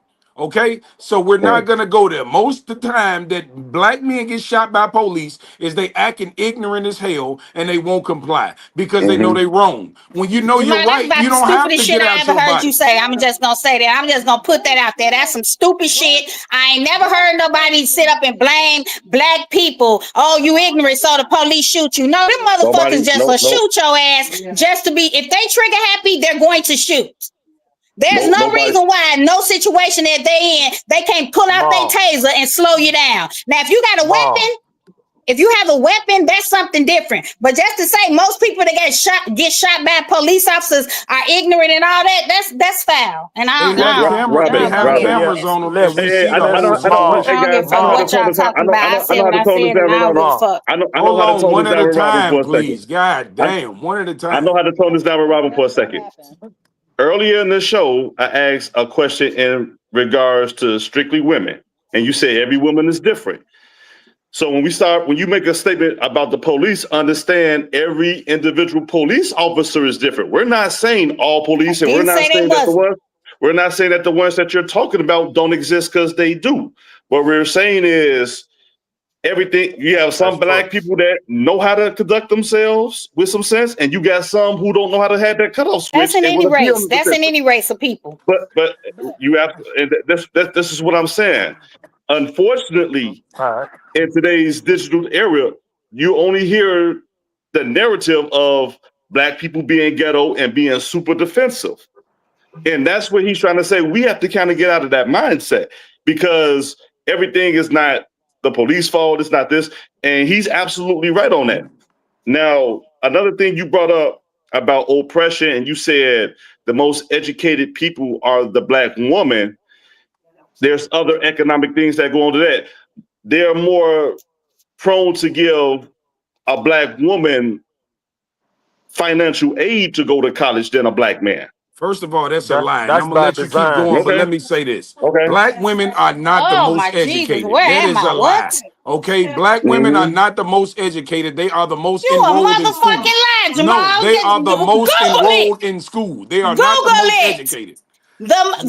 Excuse me, ladies. Can y'all go, what demographic of people is the most educated in the United States of America? It is the black woman, No, Jamal. it's not.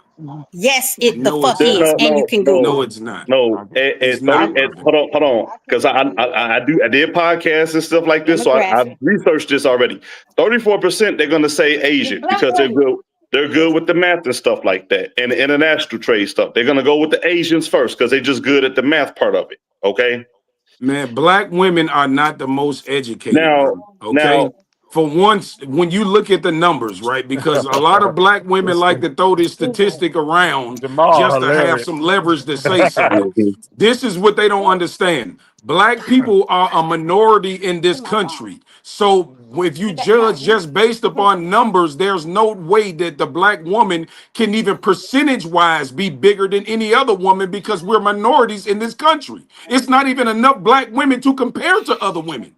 This is what they're Let not me understanding. show So y'all they take something. these fake narratives and throw it around You see like, this? no, Let me show.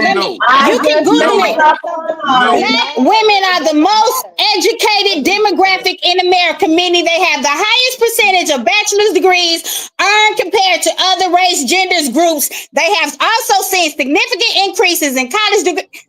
Come on now. Okay, Of so the ones hold on. Let me say this. that Hold enroll on. in Hold college. Go on. ahead on, y'all. Hold Go on, on. y'all had this stupid ass conversation, because this is crazy. Now you gonna really sit up here and try to act like Can you Jamal. The listen truth for of the 1 matter second, is, please? maybe y'all Listen don't to like 1 black second. women or something. I don't know, Listen. but you're not gonna sit here and take away from them Robin. while I'm sitting here and act like Robin, you just no, blowing hot that's not smoke. no. Listen for a second. Black women on the average make $43,000 a year. How are y'all the most educated?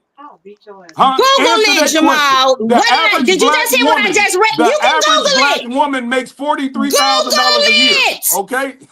We hold the most bachelor's degrees. We are the most educated You demographic are in the at the United bottom States of of the totem America. pole in income when you compare Go y'all ahead to any on. other woman. Who said Y'all at the anything? bottom. The income has nothing to do with your education.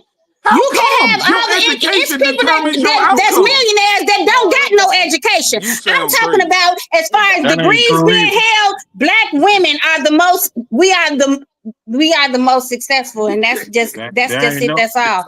I there don't ain't know. no Y'all can use millionaires with no Google. Y'all can education. sit on here and say all what y'all want to. I'm just not going for that. That's Robin, not. The truth is the truth. There's Robin, absolutely that's no millionaires that don't good. have no education. No, You thank you. have billionaires that ain't never been to college It before. does not matter. You listen. You got two type of educations out here. One of them is a fraud, and one of them is real. Billionaires and millionaires study financial literacy. That is education. Yes. Academic education is a fraud and a ripoff. It teaches you how to work for Oh my millionaires. Jesus Christ! And I'm Hold glad on, you Robin. said. Google I'm that. glad you said So that. Robin, education This is a the fraud? Hey, let Are me- y'all This, serious? Like, this what is are the y'all reason. saying? God. Hold on, Google hold that. on. This Go is ahead, the go ahead. reason why. That ain't nothing to This is Google. That's crazy. Hold on, Robin. Hold on, Academic hold That on, is education is a crazy. ripoff. That is Study hold that. insane. on, Robin. That Hold is on. insane. Listen to what I'm saying. This is I why I'm can't even saying believe this. y'all sitting up here Hold saying on. this. I Listen, can't even believe listen y'all for a ladies second. is sitting on here letting them say this. If you make $1 million Hold on. off your job, come back and talk to me. I What can't do $1 believe million y'all. have to do with us You being just the most mentioned billionaires educated and millionaires. demographic You in the just United States? What you do just $1 made million have? that's not It's people who have never that's not what I touched college respond to. You before just like to ever, holler. and they are You like billionaires, to scream and millionaires. holler. It's That ain't people what who I are responded to. entrepreneurs that make that kind of money. But as far as That's us not being what the I most responded educated to. demographic, that's what we are, whether y'all like it or Y'all not. are You not, like to because it scream and doesn't holler. I show see in that the now. outcome. You ain't listening to nothing Uh, nobody saying. Right. you know, You it's a just lot like of screaming You and trying to holler. argue a black I'm and not screaming, hollering, nothing. I'm That's just all telling you y'all the doing. truth, and I don't you give a fuck trying if to you y'all trying like to it. I'm That's telling all the you truth. doing. That's you how I talk. I'm not saying nothing I You don't just know. like to Y'all just holler. talking off the wind. That's not true. What y'all okay, but saying, and that's we just Robin. it. That's understand all. that's how you I'm not talk, but interested can in you the listen? opinion. Okay. It's a Hold fact on, that we Jamal. are Hold the Can on. most you listen? educated Hold demographic. on. That's a Hold fact. on, Jamal. Jamal, let me ask her a question. You just said that you ain't screaming and hollering. And you just said that what I said didn't make no sense to you. Do you know what financial literacy mean? Yes. Hold I'm on. sure I'm probably older than you. So yes. Your age ain't got But nothing to do with it. So let me ask you a Robin, question. Hold Robin, financial you on. gotta literate let does people not have talk, anything Hold Robin. to on. do with Robin, education. Let me I'm ask you a speaking Robin, to question. education What's the Robin, difference you got to between let people talk, Robin. you Calm the because just fuck y'all all you said down. doing is I'm screaming? speaking to Calm your something ass that down. y'all done took a left talking about millionaires and You gotta billionaires. let I'm people talking about an talk, educated black woman, and y'all Robin. trying so hard to make it seem like that's not true, and that's just the Can you truth. let somebody Nothing else talk, matters please? when I'm just telling that's the truth. Why y'all can't acknowledge that that's the truth? And so Can you my let voice carries. somebody So else if I speak their sound piece? like I'm screaming or whatever, You so what? My voice carry. I don't talk okay, but light. you're I talk talking, but loud. you're not Now your listening. voice Calm saying your ass Karen, you just down. talking over people. No, I talk loud. And you projecting your voice as you doing it, which means you No, this screaming. how I talk. This how I talk. Y'all see You how I Okay, wasn't talk. but just I how know talking you. is like This it? how that I for the talk, and last I ain't hour. Hey, changing. listen. Come You on now. wasn't talking like that Hey, for the listen. last We're not hour. finna do this. We're not finna do You this. screaming to the top of your voice, Hey, but can't I'm hey, not nobody get a screaming to the word top in. of my hey, lungs. I'm not screaming no, to the top of my lungs. What I'm saying to you is what you're saying has nothing to do with what I'm saying. You Robin, you started talking have about to let financial the literacy other and people millionaire and talk. billionaires. That's I'm because you're saying not that listening. You don't even black know what women came out are your the own most mouth. educated demographic. Robin, It has come on, nothing to Robin. do with You money listen, or Robin. anything. It just has to do with That's not what I education. That's responded to, it. sweetheart. What I responded to is something you said specifically out your mouth, which is there are billionaires and millionaires with no education. I said that's not true. You flipped and went left field and went to whatever No, else you I thought said you were talking about. they have. I said there's millionaires and billionaires with no college education. That's what I That's said. not We what you are said. speaking to You didn't education, say the term college. You said no but education. we're And speaking that's when I to said, hold on. That's education. when We're I speaking said, to college educations because I did you read just to you like to all talk. about college You like to educations and talk. Hey, bachelor's hold on. degrees. Where you That's Hold what we're find on. her at? speaking to. Hold on. Listen to this. Hold on. Listen. First of all, we got to get some order on this panel. Because Robin, you just talking and talking and talking. You're not letting nobody else speak. Okay. Everybody listening to you, but you're not listening. Okay. We can't keep doing this. Okay. We got to have some order on this panel. Jesus Christ. We grown as hell. We all can agree to disagree, but you got to let other people speak. Now go ahead. Who's there, speaking? there's a false narrative that promotes and saying that black women are the most educated because at the end of the day, it comes down to the U.S. economic dollar. And based on the U.S. economic dollars, this is why advertising they pander to women a lot because women make up $7.6 trillion of the economy in terms of what they spend. Okay, of that 7.6, Black women account for $1.7 trillion in the economy, in which I think it's like 1.2 goes into beauty products and hair care. Okay, so it's going to be a lot of narratives that's going to promote a lot of the Black women when it comes to an oppression part of it. But at the same time, and you can look this up in terms of social narratives, they try to minimize a Black man from having a voice of any kind in the same process. And this is where I'm trying to make, they panter a lot of the social dynamics because it's all economically driven. This is where, when Johnny brought up financial literacy, he hit it on the head in that area, because everything is gauging to that area. You have to be valuable. And the fact of the matter, women are going to spend more money than men.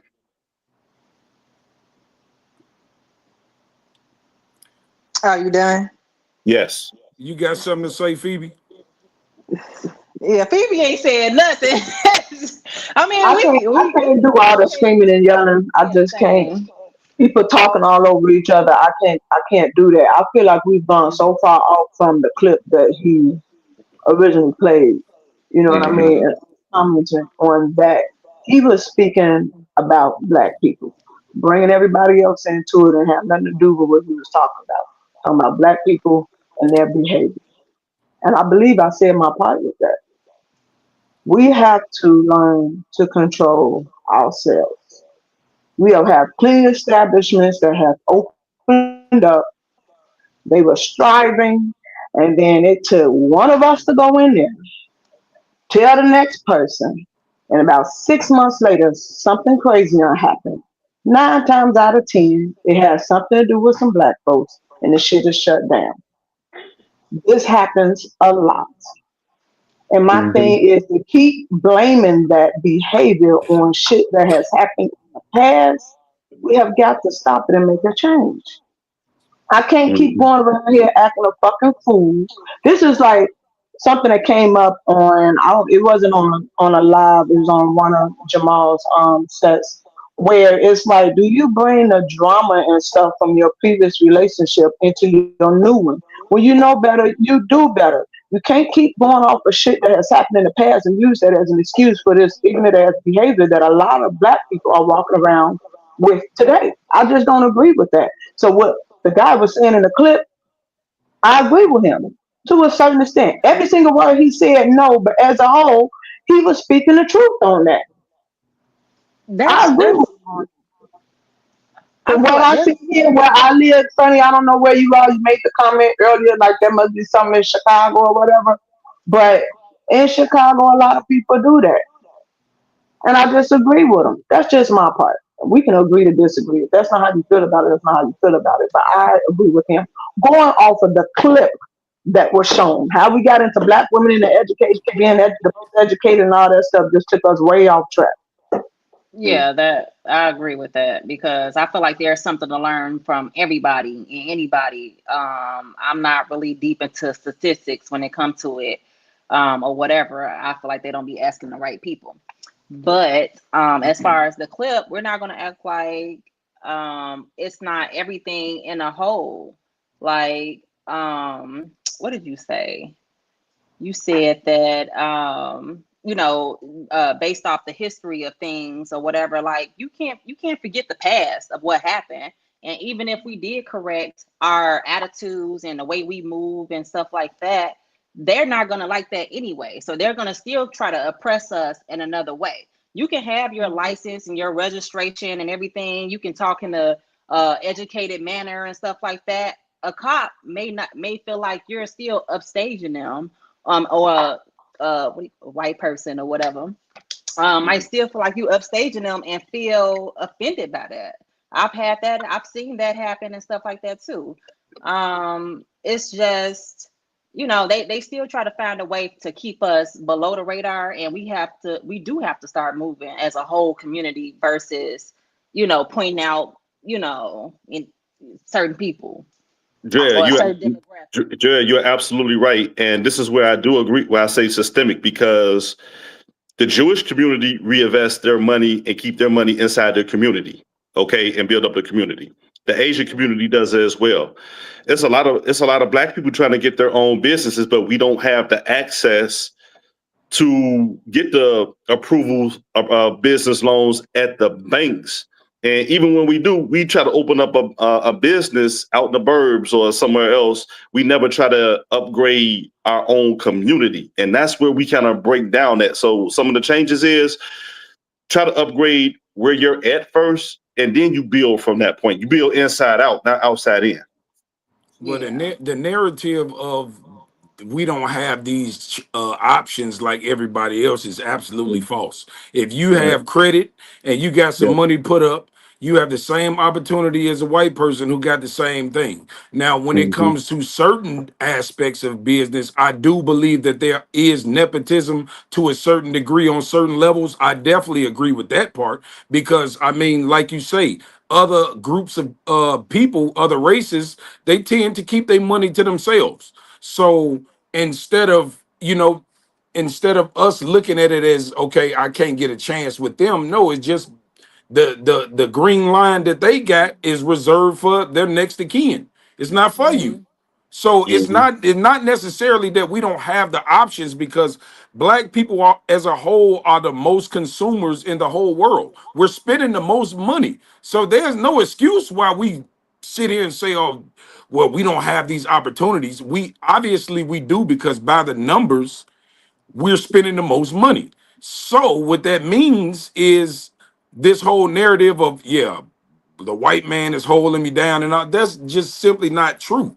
You know what I'm saying? And to speak on the part where we talk about the education of the Black woman, well, if you say that the Black women at this current stage are the most educated than they ever been, I would agree with you because there are a lot of women that's, they own their shit right now. There's no denying that. But I'm saying when you talk about the most educated, the numbers don't even out because we are a minority in this country. So if you comparing 100 Black women to 500,000 white women, the numbers is not going to add up. Even if the white woman is at a low on the education, they're outnumbering Black women because we are a minority. If that makes sense to y'all, it's not enough Black women in the world to compete with other races. In the United States, I'm saying, not Africa and other places, but I'm saying strictly in the United States, Black women are and Black men are a minority in this country. Yeah. And I feel like the problem lies too in, like you said, the people that do get out of that, to get out of that and to, gain wealth and education and stuff like that, they go and they don't look back. They don't reinvest that back into their community to help, uplift another person and stuff. They look at us like ghetto and stuff like that. We can't be helped, and we can. Listen, I'm gonna tell you something. Let me speak on that, Ma, if I may. The problem with our people is we don't help each other. The problem with our people is that not only do we not help each other, but it's like we on a rat race to get there before the next man. It's like we're in competition with each other. When we get in them positions, we don't want to help. Even if we know benefiting the next man come up will help us further our portfolios, we still don't want to reach back. It's like once we get on the top, we don't want to help the next man come up. And then you got guys out here that because there's a lot of false narratives going around about we don't want to help each other. The problem is that a lot of us actually do want to help each other, but we've been fucked so many times that when we actually do help somebody come up, they don't want to reach back and do nothing for you. Now they want you to smell their butt, kiss their behind, they start acting brand new. So a lot of people don't want to help because they're afraid of putting you, or they run off on you. So the thing is, these panels right here are very subjective and very educational and formal and insightful because you need more of these. You need more of these for inspiration alone to talk about this kind of stuff because there are people that are listening, chiming in on this and are actually absorbing this and being motivated and inspired by this. So I think these are healthy conversations. In terms of Black women being more I just think that's just a guess. The fact is, you don't really know the number on none of that. No matter what the consensus say, I don't care about my statistics. own opinion, in my own opinion, and it could be ignorant. I just feel like black women are probably more educated than black men. That's just my opinion, because since I was a child, my introspection of women, they just evolved faster than us. They were more mature faster than us, and they took school more serious faster than us. So that's just what I saw in my experience. That doesn't surmise everybody else's opinion. But from what I've seen, a lot of us was the dropouts. A lot of us went so far and said, damn this shit. A lot of us end up being gangbangers, and those girls stayed in school the majority of the time. So if I would take an introspection of that, being internationally in the United States alone, I would make a personal decision and say black women are probably more overall educated than black men. It's simply because the deck is stacked against us out here anyway. It is Johnny, a conspiracy, and I ain't gonna talk Okay, conspiracy theory, but okay. it is a conspiracy against us out here to keep us down and to escalate black women out here. That's just that's common sense. I That's okay. just want to I common want to sense. agree with Let I me. want to make Okay. Robert point. I want to make Robert point for a second. Like, I can go along with black women being. It depends on how the article is written in terms of saying black women are more educated. If you say more black women in our demographic graduate college with at least a bachelor's degree, I can agree with that. But that's one way of looking at the spectrum. If we're gonna have a real conversation, to be honest, you have to look at the doctorates and the PhDs education, because these are the people that's continuing to go to school, and you don't find too many African American people. That percentage is probably even lower. That's going for further education. And another part is real talk. You have a lot of people, regardless of what race you are, that got they bachelor's degrees, but they don't have a legitimate job in what they went to school for. So how are we measuring this? You know what I'm saying? The question should Okay. have been, what Let you me mean say by this. educated? Let me Yeah. say this. Because I'm not giving y'all my opinion. This is a fact. Okay. The fact is, black women, and you all can use your phones and Google it. Black women are the most educated demographic in the United States of America. That is not my opinion. That is a fact. Women lie, Amongst who? men lie, numbers don't. Do you mean Statistics amongst matter. women or amongst black people? Statistics matter. I just sat here and listened to all y'all. Statistics matter, and the statistics say that that's what we are. Now, whether we monetize off of that and become millionaires or billionaires, or whatever the case may be, or you make $40,000 with your degree, whatever, your education may not monetize into whatever that that number is. It doesn't take away from the fact that that's what we are. Now, as far as the video, when the man's speaking in the video, he's speaking to some truths, but at the end of the day, there's a lot of successful black people. And it's some of them that slip through the cracks. And no, black people do not. We gatekeep. And that comes from a oppressive mind.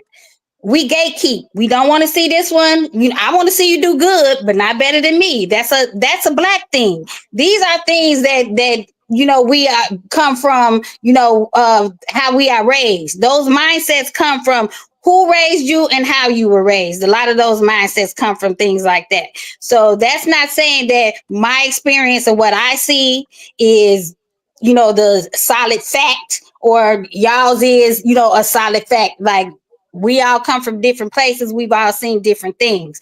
But at the end of the day, opinion versus a fact. The fact is, you all, when I said that, and I'm telling you, you can Google this, you all are, well, in my opinion, I'm not even giving my opinion on it, because it's just the fact that that's what it is. Now, however you see it and you want to chop it up and make it seem like it's something else, whatever the case is, that's another thing that, how you were raised and where you were raised, and the things that you've been through in life, make you see things in a different light.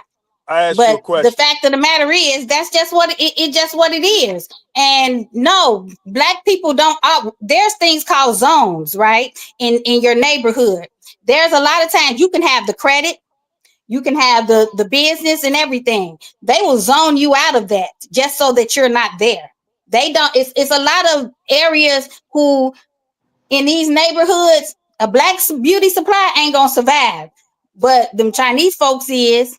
A black nail salon ain't gonna survive. But those Chinese folks, they will. That's mindsets. Those are Well, those are the let me ask you Some this, people Robin. be trying to get When, over. Black people be trying to get over on other people. On yeah, other because black you know what? That's because what Jamal, when they You're charging, not gonna Jamal, when get they that business because when Jamal. black you're people still charging as an working. entrepreneur, and Jamal, you know this to be the truth. As an entrepreneur, and when you're doing hair and you're doing cutting hair and nails and things like that, we don't get the same price in the bulk products that the Chinese people do. We don't get all that type of and stuff. I'm gonna tell We you have to why. pay for Hold our on. insurance. Jobs Hold pay on. for your Hold on. you pay Let for me your comment insurance on for that your real job. fast. You don't miss that money Hold because it on. come out your check every 2 weeks. When you have a family and you're a hairstylist or a barber, you have to pay for that for yourself. You have to pay for your own retirement. There's things that you're not going to get that a job in corporate That America is that you not may have worked for, nobody's they may fault. give you that. That's not nobody's fault but black people, because I'm glad you brought up that point that we don't get prices like the Chinese. You know why? Because I'm gonna tell you why. When the Chinese people and the Arabs and the Indians, all them are in cahoots with each other. They have Not one big all of account. them. Hold on. Yes, they are, because I've talked to several of them. That all these I have beauty. too, Hold Jamal. on. The same All business these. as you. Hold They don't on. even know each Hold other. on, Robin. You gotta listen sometime. This is why they're able to get it at such a low price, because they're all coming together as a nation, as a race, and they're buying this stuff off one account. And they all pay a note on this shit every week. I'm telling you how this shit works. That's true. The black people that They have beauty have supplies, That's no, the true. black people that have businesses, like they Lavelle have said, hold access on, to they're all distributors. trying to build against each other and they're trying to work independently. This is why they ain't getting the prices that everybody else is getting. Everybody else is sticking together. They come into the pot, 5 and 6, 7 stores come into the pot together on one account, and they're buying this shit at bulk price and splitting this shit so they can get a Jamal, better there's so price. many of them that don't know each other. They have the same manufacturers. They have access to them and we don't. We have the There's so same many beauty access. We supplies just out can't here right afford the where I'm ticket. at. They don't We know can each other, but they when all you have the same access to the same manufacturers. So they get they stuff at a set price. They don't have to know each let other. me tell you Now, something, Robin. as far as black people doing manufacturing and stuff, we don't want those jobs. We don't want those No, jobs where you that's go in there absolutely and you not have to true. work on the assembly line and all that. Whereas they have access to those things, so they get their stuff cheaper. They Let may me not tell know each other. They come Robin, from different places too, but they there's come never here and been a use the case. same manufacturers. They get the same low prices. They don't offer that shit to black folks. We don't have the same It's never been a access. case where rich people have turned down money. They see You have to green. They don't see color. you Okay? have to So educate yourself to know what's the what. reason why they're not getting is because if I'm a major company, if I'm a distributor, I got $1 million accounts out here. I'm not fooling with no nigga with no fucking $50,000. I'm not fooling. When you get your team up and you get your money right, I thought they just see green. then I you thought come they don't back. see no color. Rich people see green, not black and white. No, Okay? they see So black and this white too, Jamal. They man, see this black fuck and white. that's not true, because They if it was, absolutely see Jay-Z black wouldn't and be white. sitting in the But table with okay, these I people. digress because this We conversation wouldn't is have a black president. Okay, so the black and you white ain't thing, got no let's put black it to a president. You halt got a right now. president that's a Let's 34 put it time to a felony halt right now. racist. The only thing is holding us back is ourselves. That's it. That's all. There's no one holding black people back. We I'm have done. the same opportunity as anybody else, because guess what? You spoke about the zoning and all this, right? If I have a realtor, my credit's good, I got some money in the bank, I can buy property any goddamn way in the neighborhood. In Yeah, any neighborhood I want to, that's because I'm qualified. If when they made them PPP loans and all that, it didn't was just for white folks. It was for everybody that had a business, black and all. Jamal, yeah. Jamal, And they blew that money too. They blew Jamal, that money on Yeah. goofy, stupid stuff instead Mal, of investing that money into businesses and areas Mal, that where they needed it. They don't got nothing to show for that stuff right now. So I mean, Jamal. Hold sometimes we on, let are her the go ahead. problem. Go ahead. What you got to say? Who you talking to? You. What you was trying to say? Listen, bro. Everybody got a point, and everybody misfiring a little bit. A lot of what she's saying is true. They do look at color. Let's just face it and put the elephant in the room. They do look at that. But In what situation, though? just listen. In every situation. But the fact Mhm. is, there's a lot that we can go on all day and all night shooting opinions, shooting conspiracy theories. Listen, there's a conspiracy to keep us down, bro. Don't ever think that we got fair game to get the same opportunity as them. Don't ever think that. Don't fool yourself into thinking there ain't no conspiracy against us. We create everything that's great in the world, and there's a reason why we on the tail end of that horse instead of the head end. There's a reason for that. That's a Now fact. the fact is, listen, the fact is, little bro, is that we have all power to excel above most out here. But the fact is, we got a slave mentality out here that's keeping us from doing that. Facts. That's the fact. How We is that got a the white slave. man fault? Listen. White people, Chinese people, Jews, listen, Jews and them, they think about the state of their people. What we think about when we get rich is the state of our family and our team. We don't I think about feel our that. people in general. If we get out of Yeah. that mindset of I got to get my family right and leave something behind in my family instead of creating generational wealth for a nation or our people, we'll be in that same arena with that mindset. But our mindset is I want to make sure my family and my kids good and my team good instead of the nation and the current state of my people. Once you think great, you do great shit. Once you Okay, think how mediocre, does that you got something to do with the white man? So that's Explain to got me, a what does lot. that You got to do ain't with the did white you hear man? anything I just said? I It's heard a lot. everything you said. You said it's our mind state. How has that got something to do with the white man? I'm about to tell you Listen, bro. because This is what I want to if know. all of us, Listen. Whatever, Who do you just think of think the this. wealthiest of the wealthy is in this Hold world? on. Think of if this right all now. I want y'all to think of this right now. Think of whatever you want to be. Come up in your head with the perfect you would be like. Tell me, how can a white man stop you from getting there? I'm gonna tell you because this. Listen, as I'm gonna us tell you as a this. whole, the moment Systemic I know. I want to racism. hear how a white man can Just stop listen, you from being what Jamal. you want to we're be. about the Jamal, Black hear Wall me out. Street, You asked the question, right? Black What Wall you just Street. said. You asked the question, right? You said, tell you how. I'm going to show you how. I'm finna be a millionaire, which in turn, I'm going to make you a millionaire. It's going to get to a point where we going to have to deal with distribution. Once you find out who owns distribution, how the fuck they not going to let you get involved in it, you going to answer your own question.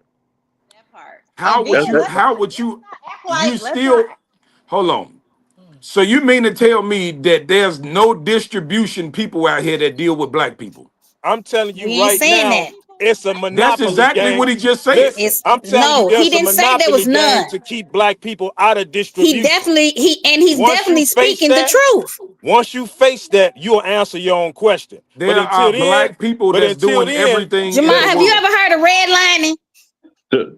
just because that Jamal, person is black, just because that person is black that's in there, he's in that room and he's with those people because he's getting over on us. Because he's not looking back at our community and looking forward to They ain't us to fucking get with us once they hey, get at the table. We have to set our own table. We have to hey, make our table. the fuck So over you mean at to the end tell of the me that a day. white man can stop you from being a millionaire? Is what you want me to We're believe? not gonna act like black people don't turn their back on other black people when they get with white people. That's Like absolutely true. But I'm a, I'm asking the question of whatever that person is in your mind.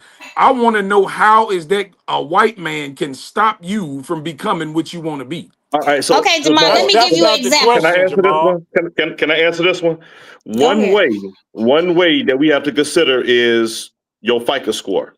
And the reason I say that, because your FICO score gives you the ability to go into a bank and get approved for loans to get to build up your business or build up your community and stuff like that. That's one way. And I don't know too many black CFOs or loan officers that's approving African Americans at the rate that they do Arabs and Chinese and white people. You That's must don't one know who part. said Hunter is, because he get That plenty of that money that, from the banks and billing shit all over the yeah, place. Jamal, And that, we're he not that black saying than a that that's it one don't part. motherfucker. happen. We're That's not one saying part. that it's not happening. That's one We're part. not nobody on here said it doesn't happen. No, What we're Right. So how saying, is a white man stopping you? is he building If he stuff for can do our it, why you people or can't do it? is he no, building stuff for that's one because our part. Jamal, we don't have the same opportunities as white Now, people. now the We do second part, not. the second part I was going to bring up was taxes and tariffs. Now, because the more I think about the tariffs and stuff, they're saying these companies are trying. I got to absorb some of these costs, and these companies are just passing the buck down to the consumer, right? When you start thinking about Porsche, BMWs, hair care products, all Jordan shoes and shit. All this shit is being shipped from overseas over here, and we're gonna have to take over the cost of that. So that's another option because now you're paying almost double the money on stuff that was 50% cheaper 2 years ago. You know what I'm saying? So it comes to an economic thing where you can't. And you know that black people you can't save as we much are. money. You know, black people, we the number one consumers in the world, right? We bash it. No, I'm talking about whether we broke, whatever. We spend the most money. Okay. So when you dealing with FICO, my sister works for FICO. So when you dealing with FICO and your FICO score, right? Mm-hmm. They hold a lot of stuff against you, like when you trying to purchase a property and things like that. They looking at your credit card scores, this, that, and the other, right? They're going to keep you in a certain bracket. Okay, they're keeping you in a certain bracket. I know my son who has friends who they 34 years old and they little young millionaires. They and they just got it out the mud. They figured it out. Okay. Mm-hmm. Now, in their neighborhood where they used to live, okay, they could afford a big old, $500,000, dollar home, right? That where they millionaires, they moving on up. They go to basically a white neighborhood to purchase them a $1.2 million home, right?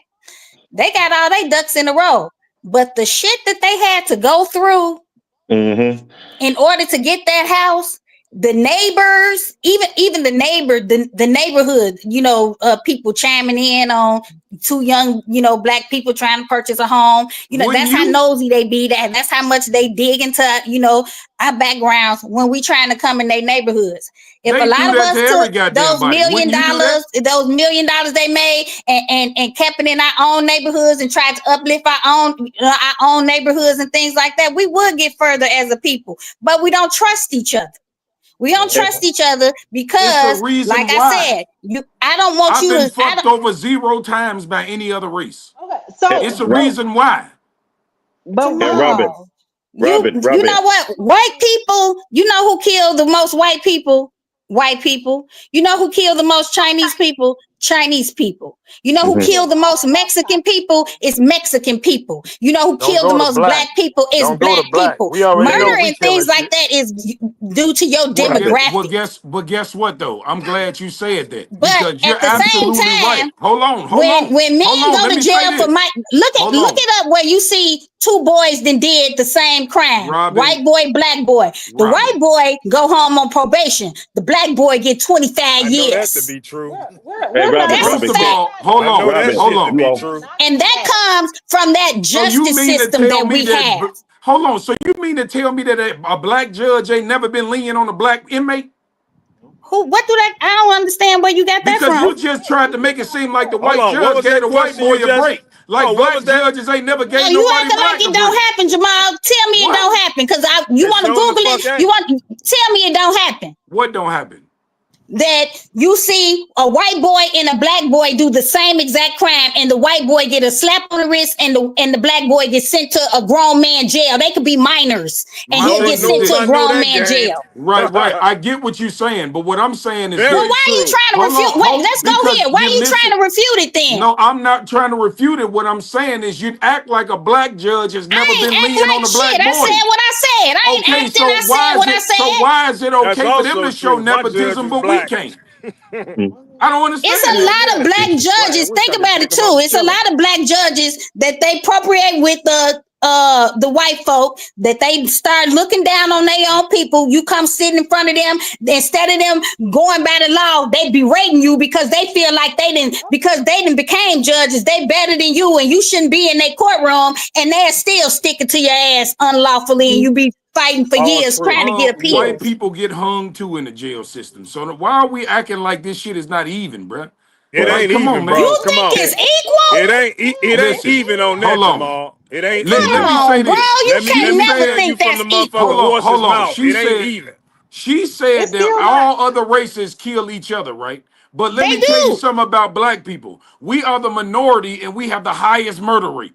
Okay, so yeah, everybody else is killing each Hispanics other, are a but minority. we're killing each other Hispanics and alarmingly. Asians are a minority also. Black and brown people are Man, black minorities, people, and they black people kill are in their responsible. demographic. They murder in their demographic. Look it Listen, up. Robin, black people are responsible for 65% of murders in the United States. And how many And we Mexicans only are make up responsible 12% for the of the Mexican population. murders?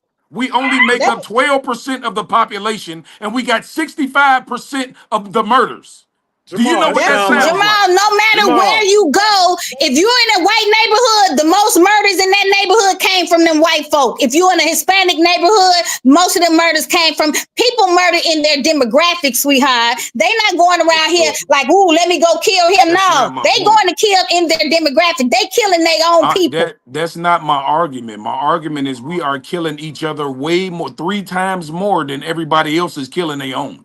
That's my argument. That ain't true. That's Can I- not can I- true. I don't know what news y'all watching. That's Can- listen, Yeah, can- I don't listen, think can I you bring watch up the a- news at all. I'm gonna say that. listen, Jamal. Can I bring up a? I might can I- put can I stand bring- on that. I You might making put some an money on that argument- because you making an tripping. argument that we killing 60% of each other and we only 12% of the country, right? Math Caucasians ain't dominate. mathing. Listen, Caucasians dominate the nation, and they killing everywhere it is. What makes you think that the little percentage that we got amongst the small demographic we got, we killing more black people than they killing white people? Well, that's There's the no same. way in the world so, that math is gonna so, add up. so bro. you trying to use the Period. same logic I used on Robin when it comes to the No. educated black women.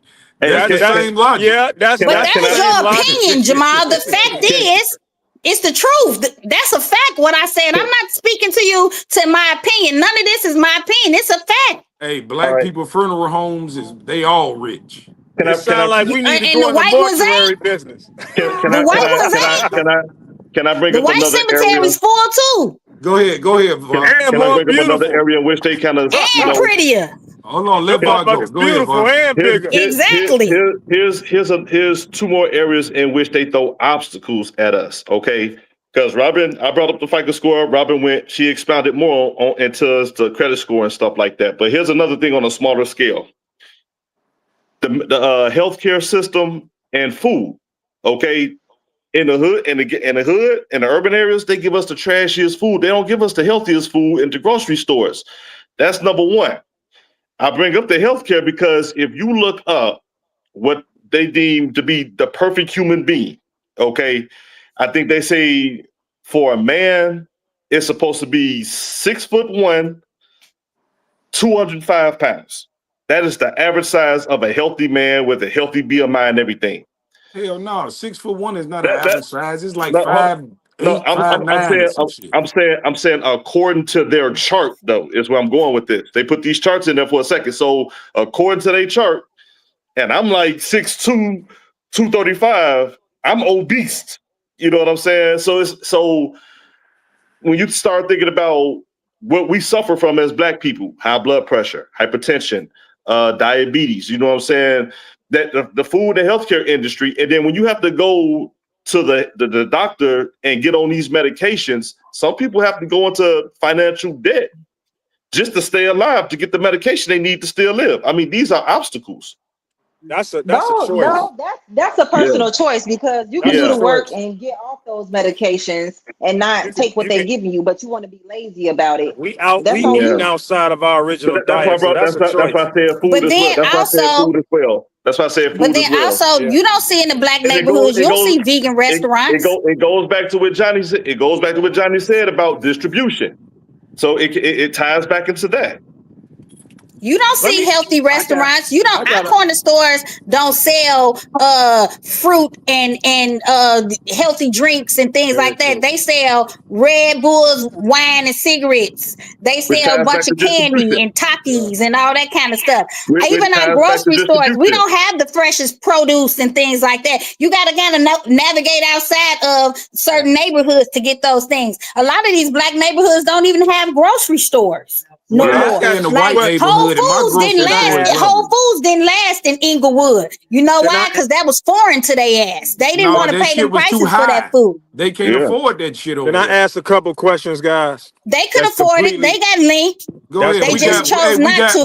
we gonna go to 220, man, and we gonna get up out of here. So go ahead, get your question all right. off. I got a couple questions. One of them is for the young lady. I forgot your name. What's your name, sweetheart? They say you older than everybody. Robin, Robin, how old are you? 51. Okay, that means you 1 year older than me. I'm You ain't still far older than away. you. You ain't far I'm away. still older. That means And you. both of y'all Geminis. Oh well, I'm not no that Gemini. explain it. Oh You ain't no damn, she an Gemini. early May. I thought she was a late May. Yeah, I forgot Yeah, she an she early must I'm be a May. a She a Taurus. Taurus Taurus. then. She a Taurus, Okay, yeah. my second question is completely And my unrelated. best friends are Geminis. 3 of But them. I just want to know if I'm a weirdo, and then we can go on. So we was talking about the cemeteries, how pretty white people's cemetery is. How many people been in the cemetery on this panel? It seems like black people don't really have a lot of plots, and you damn near got to find the body. Do y'all Yes. get scared when y'all go on white people's cemeteries with all them pretty giant ass headstones around y'all? It looked No, like the you know real. what? It Like looked like over the It's real here scarier to cemetery. me. It's scarier to me. in Hillside, they have what's this Hillside? Oak Ridge, and then right behind it is the Queen of Queen of Queen or Heaven. whatever that is Queen on of the Heaven. Wolf Road side, right? Now you can go. My sister's godmother, she was buried over in the one over there past Wolf Road. When you ride through there, you don't see no dirt. They not buried. The tombstone, the headstones, they are not stacked on top of each other. It's strategic. It looks neat. Like I'm talking about, like the ones that are on the ground, the flat ones, the areas where they're flat. You can tell, like, okay, somebody's buried here, somebody is buried there. And my mother and my grandmother and my aunt is buried in Oak Ridge. And all of their burial plots, it seemed like somebody is like so close to them. There's no way that there's two caskets up under this ground this close together, because there's no way two caskets could fit. I'm sure they got company. Oh I'm yeah, sure and they that's got what, company. and that's what, like on Mother's Day when I go to the cemetery and they in there drinking and smoking, I tell them, hey, my mama ain't like that. My mama didn't like drinking and smoking, so take that. Can you please? Because they do. That's how they go in there and they celebrate. And to me, that's ghetto. I think it's disrespectful to the dead, because what you do alive is what you do. You know what I'm saying? Even if they were a drunk in flesh, now their spirit is free from that poison. So I don't feel like you should do that in a cemetery. I feel like there should be a certain respect in there. But in Oak Ridge, you can go in there and play your music loud and roll across the cemetery and do all kind of crazy stuff. In those white cemeteries, you are not doing that. Even the way you drive in them, they are monitoring all that, and they pulling up on you. You're not walking all over the grass and all over people headstones and stuff like that, because they're gonna meet you there and be like, excuse me. They're gonna come talk to the family. But I've seen that done. They don't do that for us, but we don't respect the dead. So why would we expect somebody else to do it? They be at the cemetery making songs in front of the dead nigga grave. That's even more scarier. Man, they be barbecuing. I went out there one day, they barbecuing. I had, hey, come on now, y'all They never see barbecuing out at the there doing a thriller cemetery. dance and everything. Okay, so anybody else got a ridiculous. question before we get up out of here? Oh, I'm good. I'm good. I ain't got a question. I got a statement. Go ahead. And that's to say that if the idea of all of us as Black people getting our stuff together and getting on the same page, do y'all, well, I guess it is, I can make it a question. Do y'all feel like that they would try to, just as Black Wall Street was, come down and try to take that from us? Absolutely. Oh yeah. Absolutely. That's history. I think that's the fear. most violent Black people independence is fear. And the most violent people on this earth are white people. They have made you think that it's Black people, but it is white people. Black people are not known to enslave people, to rape and salvage people and think because we That ain't ain't true. tied nobody to no truck and drug them down the street just because. I don't. I mean, Like I that, don't These think. niggas I got in mind, I love to we drive them down don't. the that's what, Hey, street you on the know truck. what though? I don't think if we decided to make a Black Wall Street in this era, I don't think nothing would happen to it. I think that we no, just this scared is the because of prime the time to do history. it. Yep. I think we just scared because we traumatized from the history No, and it we ain't Yeah. all that. believe that. And I It But think ain't if, this that. is the mind state that they but want right us to now be history in, is to repeating not want to itself. do it.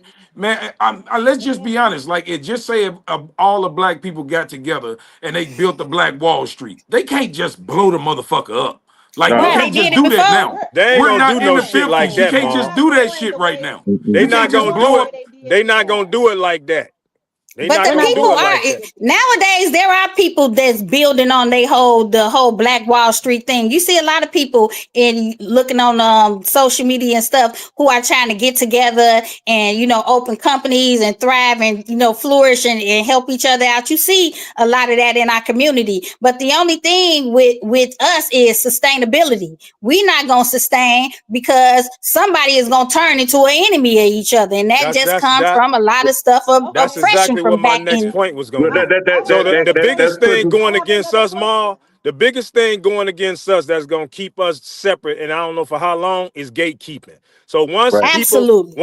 once they elevate you to a certain level, they're gonna tell you shut the fuck up, don't help the next man. We gonna keep exalting you to higher ground, just long as you don't help them niggas out. And a lot of niggas gonna take that deal.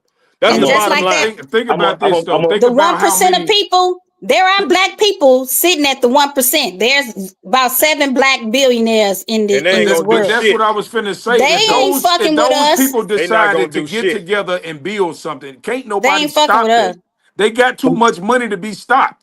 But And what right. I'm 2 of them saying is is Africans, so they not the fucking with only us. way I think that a Black Wall Street will work is if a white man is at the top of the power structure. Because You know Well, what? it I ain't no think Black Wall Street I think then. look, Exactly. here's the thing. You Don't gotta dumb us let's be down. honest. Let's be honest. Don't dumb We us already down. know that us as a people is not gonna support each other to even build that. So if a black man took Everybody, the initiative to do that, he would have to get funded by a white man. no. I'm Because Look gonna a what keep it. black Bob man is look not what gonna Bob do it. Johnson did for I'm BET.